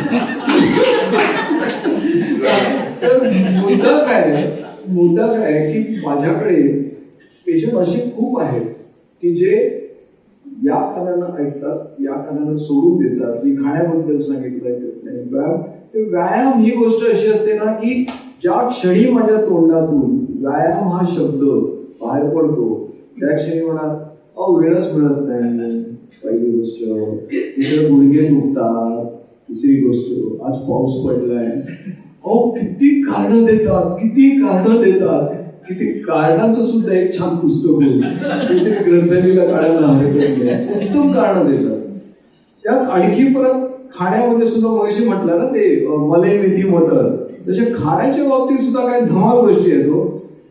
आमच्याकडे आंब्याचा सीझन हा एक फार मोठा चॅलेंज असतो. आम्हाला पेशंट येतात, केरी खाल्ली नाही म्हणत ते, खावाही गेली. कसं कायच्या तोंडामध्ये कुठेतरी मी आणि वरून असं ठोसूनच मध्ये भरली, असं सगळं आहे. त्यामुळे मुळात काय आहे की दोन जिंदगी काय आपण विसरलो, आपल्या डोळ्यासमोर घडलेल्या गोष्टी आहेत. सर आणि मी कॉलेज शाळेमध्ये असताना प्रत्येक वर्गामध्ये निदान 2 किंवा 3 निदान एखादा तरी पोलीस झालेला मुलं असायचे की नाही, जे आता सिनियर लोक आहेत ते सांगतात. आज तुम्ही अख्ख्या मुंबईवर फिरून बघा कुठल्याही शाळेत एकही कोण दिसत नाही. So we have forgotten very important, prevention is better than cure. कोरोनाच्या काळामध्ये जेव्हा उघडायला लागलं सगळं, तेव्हा सगळ्यात जास्ती सगळ्यात मोठ्या रांगा होत्या त्या दारूच्या दुकानात. त्यापुढे विसरायला नाही पाहिजे. व्यायामशाळेत नव्हते. ऍक्च्युली खरं आहे त्याचं म्हणण्याचं, पण ओव्हरऑल कसं आहे, कामं करतात लोक, नाही असं नाही. तुला आंब्याचं म्हणलं, मला आठवतं एकदा कमिशनरनी मला बोलवलं होतं, नाव सांगत नाही मी. एकदा मी त्यावेळी डीन होतो, कमिशनरनी मला बोलवलं. मग ते म्हणले की माझं एकदम हिमोग्लोबिन A1C त्यांचं 10 वगैरे झालं होतं आणि वगैरे सगळं. ते म्हटलं काय झालं सर? नाही हो, मी आत्ताच झालो एप्रिलमध्ये आणि इतक्या आंब्याच्या पेट्या आल्या त्याच्यामुळे ते आंबे खाल्ले. सो तू म्हणतोस ते अगदी बरोबर. बऱ्याच वेळा पेट्या आल्या की त्या संपवल्या पाहिजे, हा एक आपला असतो. पण साखर नाही तर गुळ खाल्लं. ते आंबे लोक खातातच, पण त्यात कंट्रोल ठेवत नाही. महत्वाचं याच्यामध्ये काय की त्याच्यात आपल्या भारतामध्ये सुद्धा खूप छान एक्सपेरिमेंट्स केलेले आहेत हेल्थच्या बाबतीत, आणि ते तुम्हाला लोक, पण ते फार कमी प्रमाणात होतात. आता मध्ये मी एका वेळेचा ट्रस्टी आहे, एका बुद्राणी ट्रस्ट आम्ही एक ट्रस्टी, त्यांच्यातर्फे आम्ही एक काम करतो. मध्य प्रदेशची एक आम्ही 100 अशी ती गावं घेतली आणि त्या गावांमध्ये सगळे माल नरिशमेंट खूप होते. मग आता माल नरिशमेंटला उत्तर काय द्यायचं? मुलं शाळेमध्ये येत नाहीत, माल नरिशमेंट आहे. मग त्यांनी काय केलं की तिथे प्रत्येक गावामध्ये एक त्यांनी तिकडच्याच टीचर्सना त्यांनी शिकवलं आणि एक घर क्रिएट केलं. तिथे तिकडच्याच बायका त्यांनी कामाला ठेवल्या, म्हणजे ती बायका मुलं घेऊन येते, त्यांना रोजगार मिळतो, शिक्षकांना पैसे मिळतात आणि रोज ती सगळी मुलं त्या घरी ब्रेकफास्ट घेतात, शाळेत जातात, शाळेतून परत आल्यानंतर तिथे परत खेळतात, अभ्यास करतात, त्यांची जेवायची व्यवस्था करतात. म्हणजे अशी मॉडेल आम्ही सुरू केली आणि त्याच्यामुळे तिकडचं मालनरिशमेंट खूप कमी झालं. Look at the model. एक तर तुम्ही त्यांना अन्न देताय, तुम्ही त्यांना एक प्रकारचा हे देताय, तुम्ही त्यांना एक प्रकारचा व्यवसाय देताय, त्यांची आर्थिक आणि तुमची शारीरिक प्लस त्यांना खेळ करायला लावताय, एकत्र आणताय, टीम वर्किंग करताय आणि it is a wonderful model. जवळजवळ 100 गावांमध्ये गेले 5 वर्ष रोज चाललंय. आणि आय थॉट अशा प्रकारची मॉडेल्स तुम्ही जर क्रिएट केली तर हे आदिवासी जे लोक आहेत ते तुम्हाला बऱ्यापैकी तुम्ही त्याच्यामध्ये बदल घडवू शकता. पण होतं काय की आपल्याकडे CSR वगैरे सगळी जरी वापरता आला तर तो ह्याच्यासाठी वापरला जात नाही. CSRला सोपं काय म्हणजे काय की डीनकडे जा, डीनला सांगा आम्हाला एक इक्विपमेंट द्यायचं आहे, ते इक्विपमेंट दिलं आणि त्याच्यावर माझं नाव लागलं की CSR समज. पण त्याच्या पलीकडे जाऊन तुम्ही ज्यावेळी अशा तळाला जाऊन लोकांची हेल्थ प्रिव्हेंट करण्यासाठी काम करता, मला वाटतं ते फार मोठं काम आहे. आणि तू जो दुसरा प्रश्न विचारला नाही की डायबेटॉलॉजिस्ट 180 इथे आणि 2 तिकडे का? आता नॉर्मली कसं असतं, तुम्ही ज्यावेळी मोठ्या कमिट्यांवर बसता, ज्यावेळी दिल्लीमध्ये किंवा MCI मध्ये, त्यावेळी हा प्रश्न येतो. आता आम्ही असं खूप कमिट्यावर असायचो, त्यावेळी आपण बघतो की बाबा आपल्या देशात कशाची कमी आहे, अॅनेस्थेटिस्टची कमी आहे, डायबेटॉलॉजिस्टची कमी आहे. तर आपण एक नंबर बघतो, एवढे पाहिजेत आपल्याला एवढे बघतो, पण त्याचं डिस्ट्रीब्युशन आपण बघत नाही. आणि बऱ्याच वेळा काय आहे की सगळे डिस्ट्रीब्युशन असतं ते शहरातच असतं, पेरिफेरलला कोणी जात नाही. पण त्याला एक थिअरी आहे, त्याला आपण ओव्हरफ्लो थिअरी म्हणतो. ओव्हरफ्लो थिअरी म्हणजे की ज्यावेळी एका विशिष्ट भागामध्ये ते डॉक्टर जास्त होतात त्यावेळी ते शहरातून जिल्ह्यामध्ये, जिल्ह्यातून तालुक्याला, आणि हे चित्र तुम्हाला आता महाराष्ट्रात दिसायला लागलं. मी म्हणजे बघणार काय, मी जी 3 पुस्तकं काढली, आय वॉज व्हेरी हॅपी विज्ञान आणि आरोग्यानी त्याच्यात लेख लिहिलाय. पण ओव्हरऑल इफ यू रिअलाइज की महाराष्ट्र, कर्नाटका, तामिळ, केरळा ह्या राज्यांमध्ये आज तुम्ही तालुक्याला जा, तिथे आता कार्डिओलॉजिस्ट किंवा अवेलेबल असतो. पण हेच तुम्ही जर वरती जा, तिथे अजूनही ती परिस्थिती आहे. तर मला वाटतं जसजसे डॉक्टरची संख्या वाढेल तसतसं हे ओव्हरफ्लो होऊन मायग्रेशन होईल. प्लस टेलिमेडिसिन आलं. माझ्या मते ह्या अनुषंगाने त्याचा जर योग्य वापर आपण करून घेतला तर मला वाटतं मेळघाटमध्ये सुद्धा आपण सुपर स्पेशालिटी ट्रीटमेंट देऊ शकू तेवढ्या तरी. अर्थात त्याची आवश्यकता आहे की नाही हा वेगळा प्रश्न आहे, पण देऊ शकू आपण. आणि बराच वेळा बघत नसताना सुद्धा आपण इंजेक्शन ठोकतो, पण त्यांना आपण अवेलेबल करून देऊ शकतो आवश्यकता. मला वाटतं हा जो आपल्याकडचा जो प्रसार आहे ना त्याची एक दिशा आपण ठरवणार असतो आणि ती सार्वजनिक व्यवस्थेमध्ये होत नाही. बरीचशी असते ती पॉलिटिकली ओरिएंटेड असते किंवा त्याच्यामध्ये तुम्हाला कास्ट ओरिएंटेड असते, पण त्याच्यामध्ये जी खरी गरज आहे समाजाची ती परत आपण पोहोचवतो. तर तो एक आपल्या आरोग्य व्यवस्थेतला एक फार मोठा असा दोष आहे. मला फक्त एक रिक्वेस्ट करायची आहे, ग्रंथालीचा प्लॅटफॉर्म वापरायचा आहे. कशासाठी माहितीये का की एक कारण यांच्या सगळ्या ओळखी असतात, त्यांच्या अनेक मित्रमंडळी असतात, त्यातील चांगल्या लेवलला असतात. या लोकांना एक गोष्ट करता येईल, ती गोष्ट म्हणजे जर आपल्याला रुरल एरियाजमध्ये अशा एरियाजमध्ये जिथे गरज आहे की डॉक्टर जावाचं वाटत असेल आपण त्यांना सॉफ्ट देऊ शकतो का? सरकारने सांगावं ते डॉक्टर्स इथे गेले, पुढचे 15 वर्ष तुला टॅक्स लागणार नाही किंवा तिथे फॅसिलिटी मिळवण्यासाठी तुला बऱ्याच गोष्टी आम्ही सुविधा देऊ. नाही होऊ शकणार असं नाहीये, कुणीतरी सुरुवात केली पाहिजे. आणि पर्कोलेट करायचं असेल तर तिथलं इन्फ्रास्ट्रक्चर उभं करण्यासाठी म्हणून काही लोकांना उद्युक्त करायला लागेल. आणि इन्व्हेस्टमेंट कधी मी करणार ज्यावेळेला मला रिटर्न्स असतील त्यावेळेला करणार ऑनेस्टली. त्यामुळे आपल्यापैकी प्रत्येकाची विचारसरणी बदलली पाहिजे. ती म्हणजे डॉक्टरने पैसा कमवणं म्हणजे गुन्हा आहे, ती विचारसरणी बदलली. त्याचं कारण सांगतो. एखादा समजा आता उद्या अशी घटना घडल्या की IITच्या एखाद्या मुलाला सांगितलं सगळ्यांनाच की तुम्हाला फक्त 10,000 रुपये पगार मिळेल महिन्याला, पुढच्या वर्षीपासून किती लोक ऐकलं जातील? नाही जाणार. आपण शिक्षण घेतो, आपण जे काय करतो ते स्वतःचा कुठेतरी विकास करण्यासाठी आणि या विकासामध्ये आर्थिक विकास हा पण एक भाग आहे ना. त्यामुळे आपली सायकॉलॉजी सुद्धा थोडी बदलावी लागेल. आणि या घडीला सध्याच्या काळात ज्यावेळेला आपण इन्फ्रास्ट्रक्चरच्या गोष्टी करतो त्यावेळेला लोकांची सायकॉलॉजी हा पण एक महत्वाचा भाग आहे. कारण आता काय झालेलं आहे, लोकांना असं वाटायला लागलंय की डॉक्टर म्हणजे जादूगर, येणाऱ्या प्रत्येक पेशंटला तो बरं करणार. माझा पेशंट बरा झाला नाही म्हणजे काय, मृत्यू हा अटळ आहे हे आपण विसरतोय का? आणि त्याच्यामुळे अनेक हॉस्पिटल तोडली जात आहेत. राग असेल काही असेल, पण अनेक केसेस कोर्टात सुद्धा हरतात, कोणी काही त्यांना त्रास देत नाही ना. मग आपलं हे जे चाललेलं आहे त्याचा दुसऱ्या अँगलने पण विचार केला पाहिजे. कारण कुठेतरी हे सगळं जवळला एकत्र आपण नीट विचार करू त्यावेळेला इन्फ्रास्ट्रक्चर नक्कीच सगळं सुधारेल. कारण लोकांना जाण्यासाठी पण काहीतरी कारण द्यायला पाहिजे ना. शेवटी इट्स अन इकॉनॉमी.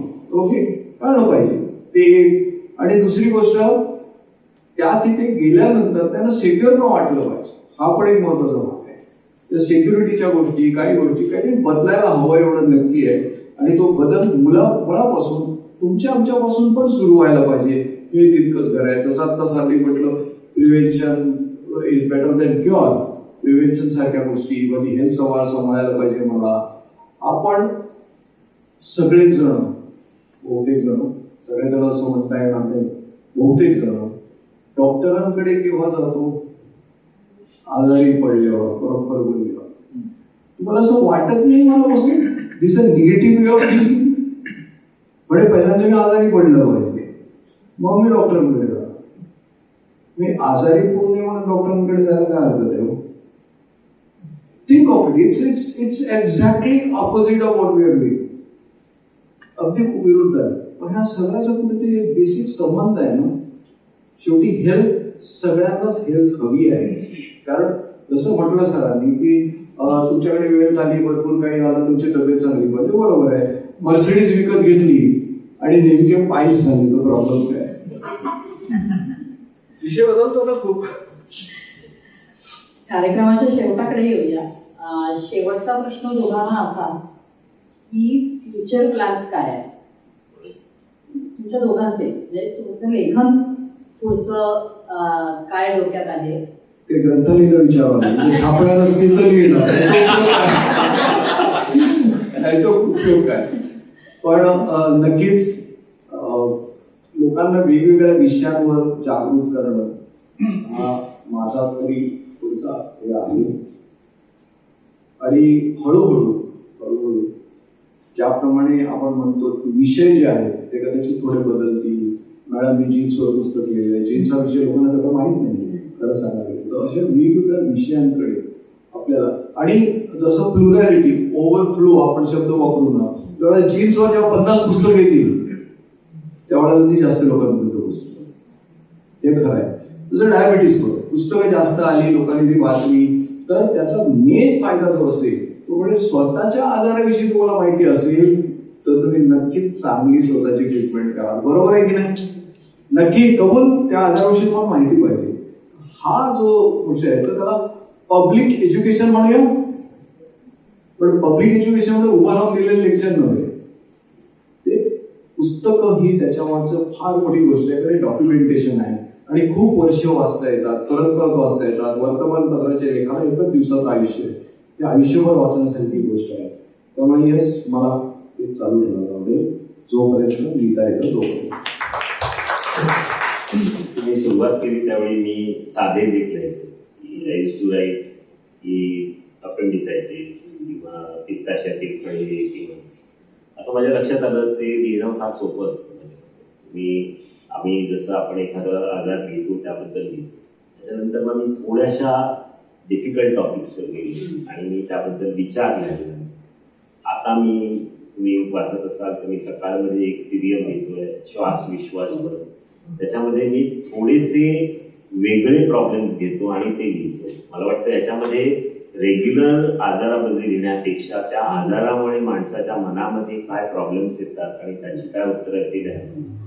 मला वाटतं की जसजसं आपण थोडा आपल्याला अंदाज येतो किंवा आपण मॅच्युअर होतो याच्यामध्ये, त्यावेळी आपण त्याच्या खोलात जाऊन त्याचं लिखाण करायला लागतो. आणि मला वाटतं हा सुद्धा आपल्या लेखन प्रवासाचा एक भाग असतो की ज्यावेळी पूर्वी म्हणजे कदाचित तुम्ही बसत, आय डोंट नो, मी सर्वात मला एक आवडणारं पुस्तक म्हणजे इरावती कर्वेंचं म्हणजे साधं महाभारत आहे. तुम्ही एक कृष्णाने त्याला चक्र देऊन शिशुपाला मारलं ही जी कथा ती रोमांचकारक आहे. त्याच्या पुढे जाऊन इरावती कर्वेंच्या दृष्टिकोनातून असलेलं पुस्तक आणि त्यांनी महाभारताकडे बघितलेला जो विचार आहे तो किती खोलवर आहे.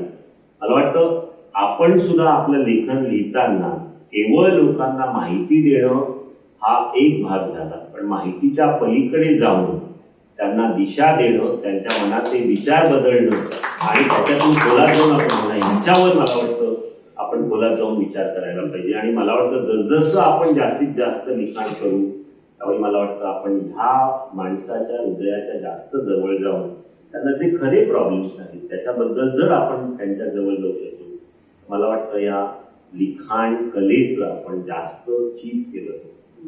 आणि आय थिंक ते आपण वापरून गेलं पाहिजे असं मला वाटतं. एक शेवटचा प्रश्न दोघांनाही.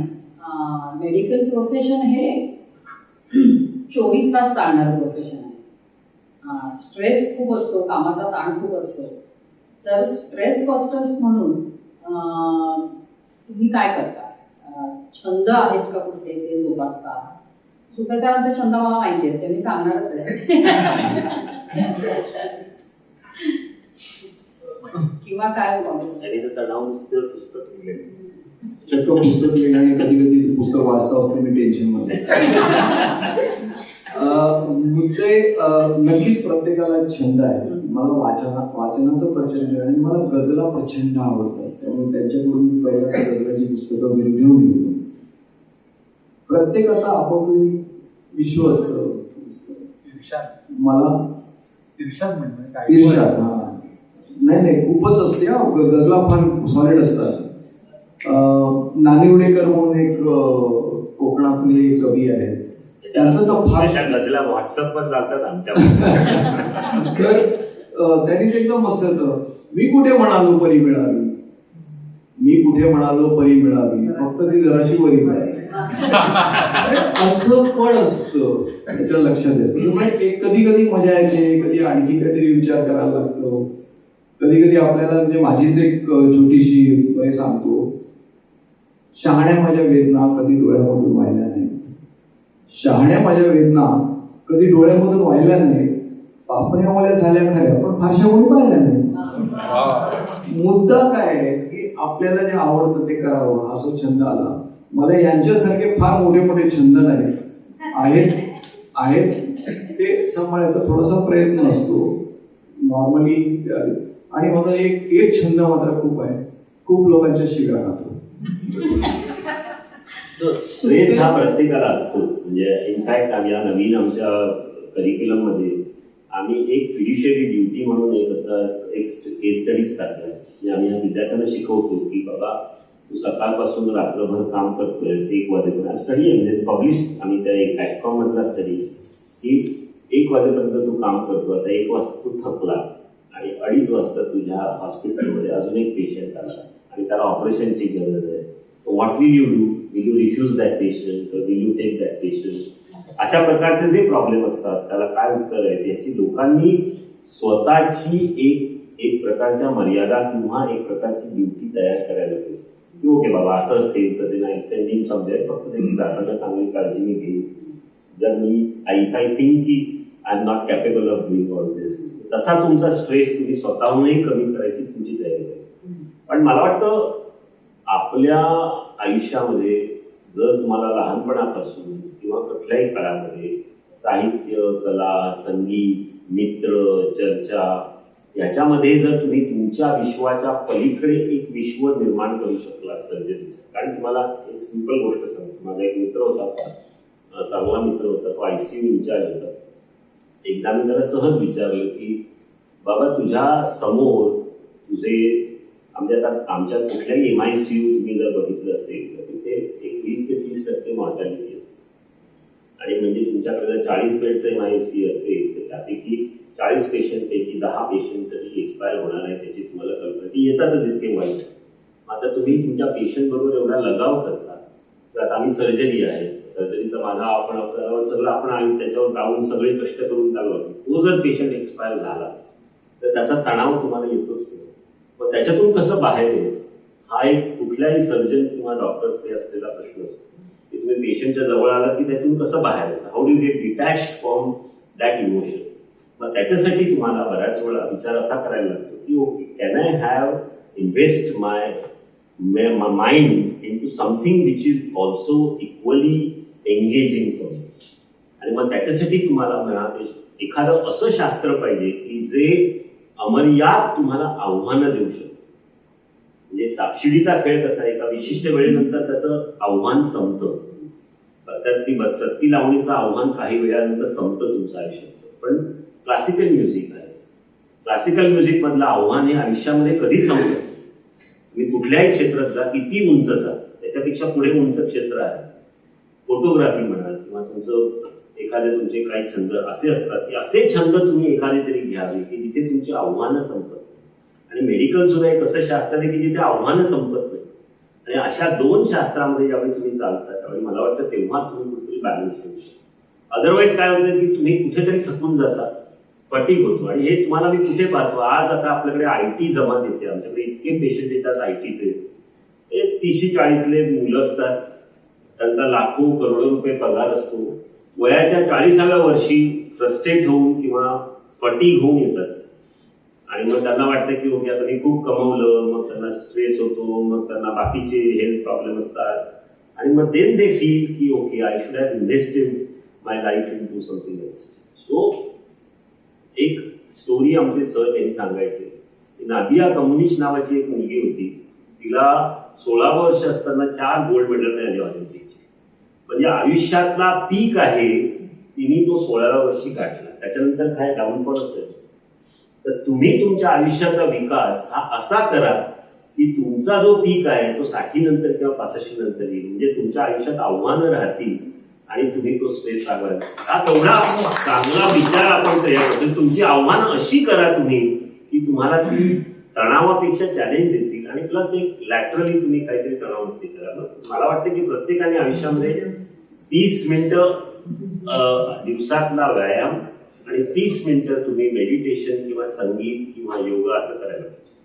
I think that gives you lot of energy to boost. आणि प्लस मेंटल प्रिपरेशन, चांगला मित्रपरिवार, वाचन, कुठल्या तरी छंदात तुम्ही मन टाकलं ना की तुम्ही या सगळ्या तणावातून बाहेर जाता. मला वाटतं नाहीतर माझा तर स्ट्रेस मॅनेजमेंटवर खूप अभ्यास आहे. Stress management in medical students आम्ही खूप अभ्यास केला त्याच्यामध्ये. कारण आमच्याकडे सुसाईड्स खूप होतात.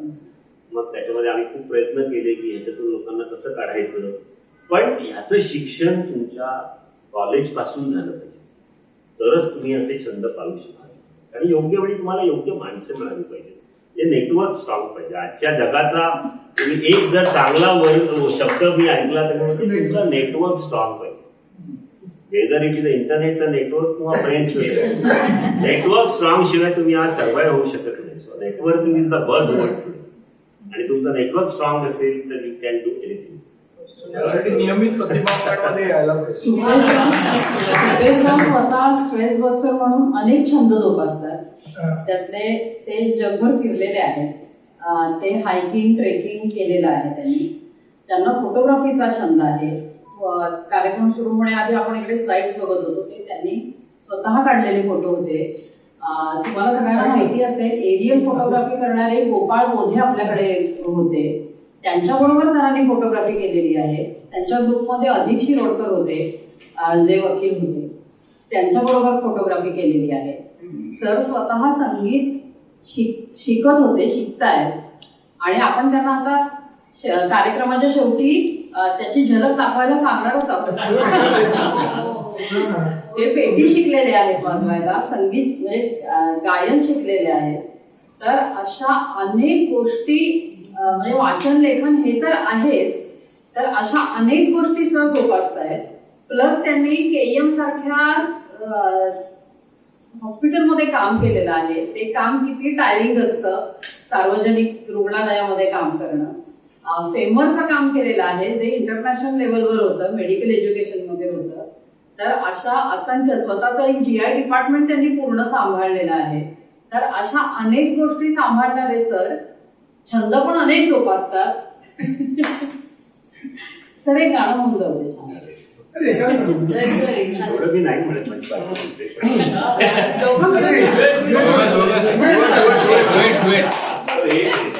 स्वाती मान घे. सर मला थोडी विनंती करायची. थोडासा 2 मिनिटं वेळ घेतो. चांगली चर्चा झाली होती. सर मला काय म्हणायचंय की आतापर्यंत तुम्ही बरीचशी पुस्तकं पेशंटसाठी लिहिली, त्यांचं आरोग्य सुधारण्यासाठी लिहिली.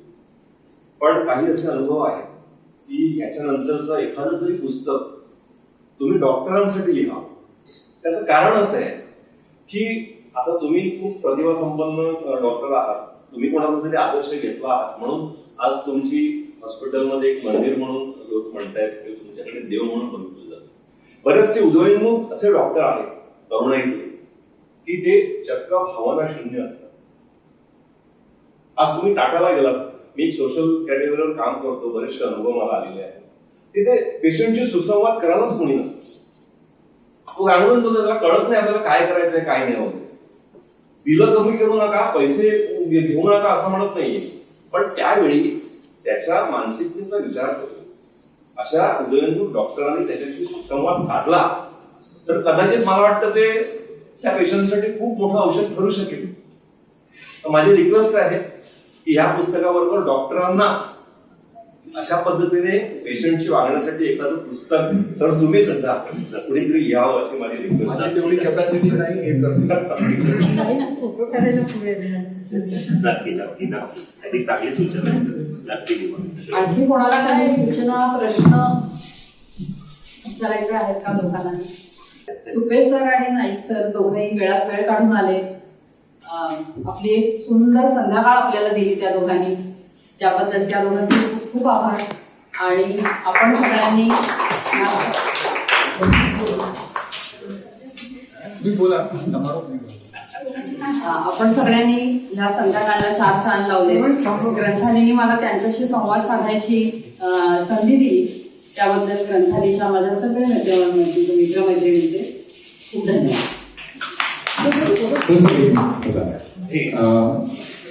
मंडळी, खूप रंगलेली ही गप्पांची मैफल, पण तरी देखील कुठेतरी त्याला एक अंत असायला हवं म्हणून आपण त्याचा आता इथे समारोप करतोय. ही मैफल रंगवण्यासाठी त्यांनी खूप मोठा ज्यांचा वाटा आहे, ते वैशाली घोडेबद्दल मी काहीच मगाशी सांगितलं नाही. त्या गेली 26 वर्ष पत्रकारितेत आहेत आणि त्यांनी खूप उत्तम महानगर आणि सकाळमध्ये लेखन केलेलं आहे. मी हिजडा मी लक्ष्मी या लक्ष्मीनारायण त्रिपाठी यांचं आत्मचरित्र आहे, त्याचं शब्दांकन त्यांनी केलंय आणि A.K. हंगल यांच्या आत्मचरित्राचं त्यांनी इंग्लिश आत्मचरित्राचा मराठी अनुवाद केलाय. त्यांनी आज ही मुलाखत अतिशय सुंदर रंजकतेने घेतली आहे. आतापर्यंत हे जे प्रतिबंधन आहे, सुपे सरांनी सांगितलं की नेटवर्क, तर प्रतिबंधन हे ग्रंथालयाचं नेटवर्क वाढवण्याचाच एक मार्ग आहे. जिथे प्रतिभेचं प्रत्यंतर आपल्याला समोर व्यासपीठामध्ये येते. अंगणामध्ये बसून जसे आपण आगळ बगळ ऐसपैस मन मोकळ्या गप्पा मारतो, त्या गप्पा इथे होत आहे. आतापर्यंत इथे 4-5 छोटे छोटे कार्यक्रम झाले. लता मंगेशकरांचा जो ग्रंथालयाने विशेषांक प्रकाशित केला त्याचं प्रकाशन झालं, तेव्हा इथे सुदेश भोसले आले होते, त्यांनी एक छोटीशी मैफल सादर केली. केदार हार्डीकर नावाचे अमेरिकेतले एक सिलिकॉन व्हॅलीतले मोठे तंत्रज्ञ आहेत, ते उत्तम कविता करतात मराठीमध्ये, त्यांच्याशी गप्पांचा एक कार्यक्रम झाला. त्यानंतर आशुतोष कोतवाल नावाचे खूप प्रसिद्ध सायंटिस्ट, ज्यांनी स्वित्झर्लंडमध्ये जो हजारो शास्त्रज्ञ असलेला जो प्रकल्प चालू आहे, लार्ज हायड्रोजन कोल्ड्रॉन याचा नावाचा होतो, त्याच्यात त्यांचा मोठा वाटा आहे. त्यांच्याशी अप्पान देशपांडेंनी गप्पा मारल्या, तो कार्यक्रम झाला. नंतर कॉर्पोरेट दिंडी हे माधव जोशींनी लिहिलेल्या पुस्तकाच्या 2ऱ्या आवृत्तीचं प्रकाशन इथे झालं. त्यानिमित्त चंद्रशेखर नेनेंनी त्यांची मुलाखत घेतली. आणि नुकतीच बाउन्सर हे पुस्तक रवी मांजरेकर यांनी लिहिलंय, त्यांची मुलाखत ABP माझाचे विजय साळवी यांनी घेतली. असे वेगवेगळे कार्यक्रम इथे झाले. आणि उद्या इथे कॅप्टन सचिन गोगटे हे खूप आगळं व्यक्तिमत्व आहे, 120 पेक्षा जास्त देश फिरलेले कॅडेट नंबर 3450 हे ग्रंथालयाने त्यांचं पुस्तक प्रकाशित केलंय. 120 पेक्षा जास्ती देश फिरलेले आणि आपल्या तज्ञतेमुळे हजारो कंपन्या त्यांना बोलवत असतात मार्गदर्शन करण्यासाठी. असे मर्चंट नेव्हीचे कॅप्टन आहेत, त्यांची आणि त्यांच्या पत्नीची मुलाखत उद्या इथे प्रल्हाद जाधव घेणार आहे. तर हे सगळं नेटवर्क ज्यांच्यामुळे घडतंय ते आमचे सुरेश गांगणांनी हे घडवलेलं आहे, चुकीचं गैरसमज आहे. मी थोडंसं तुमचा वेळ घेणार आहे.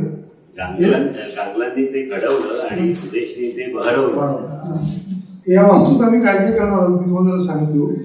इथे आम्ही काही कार्यक्रम करणार आहोत. आमच्यावर काही संस्था सहभागी होणार आहेत.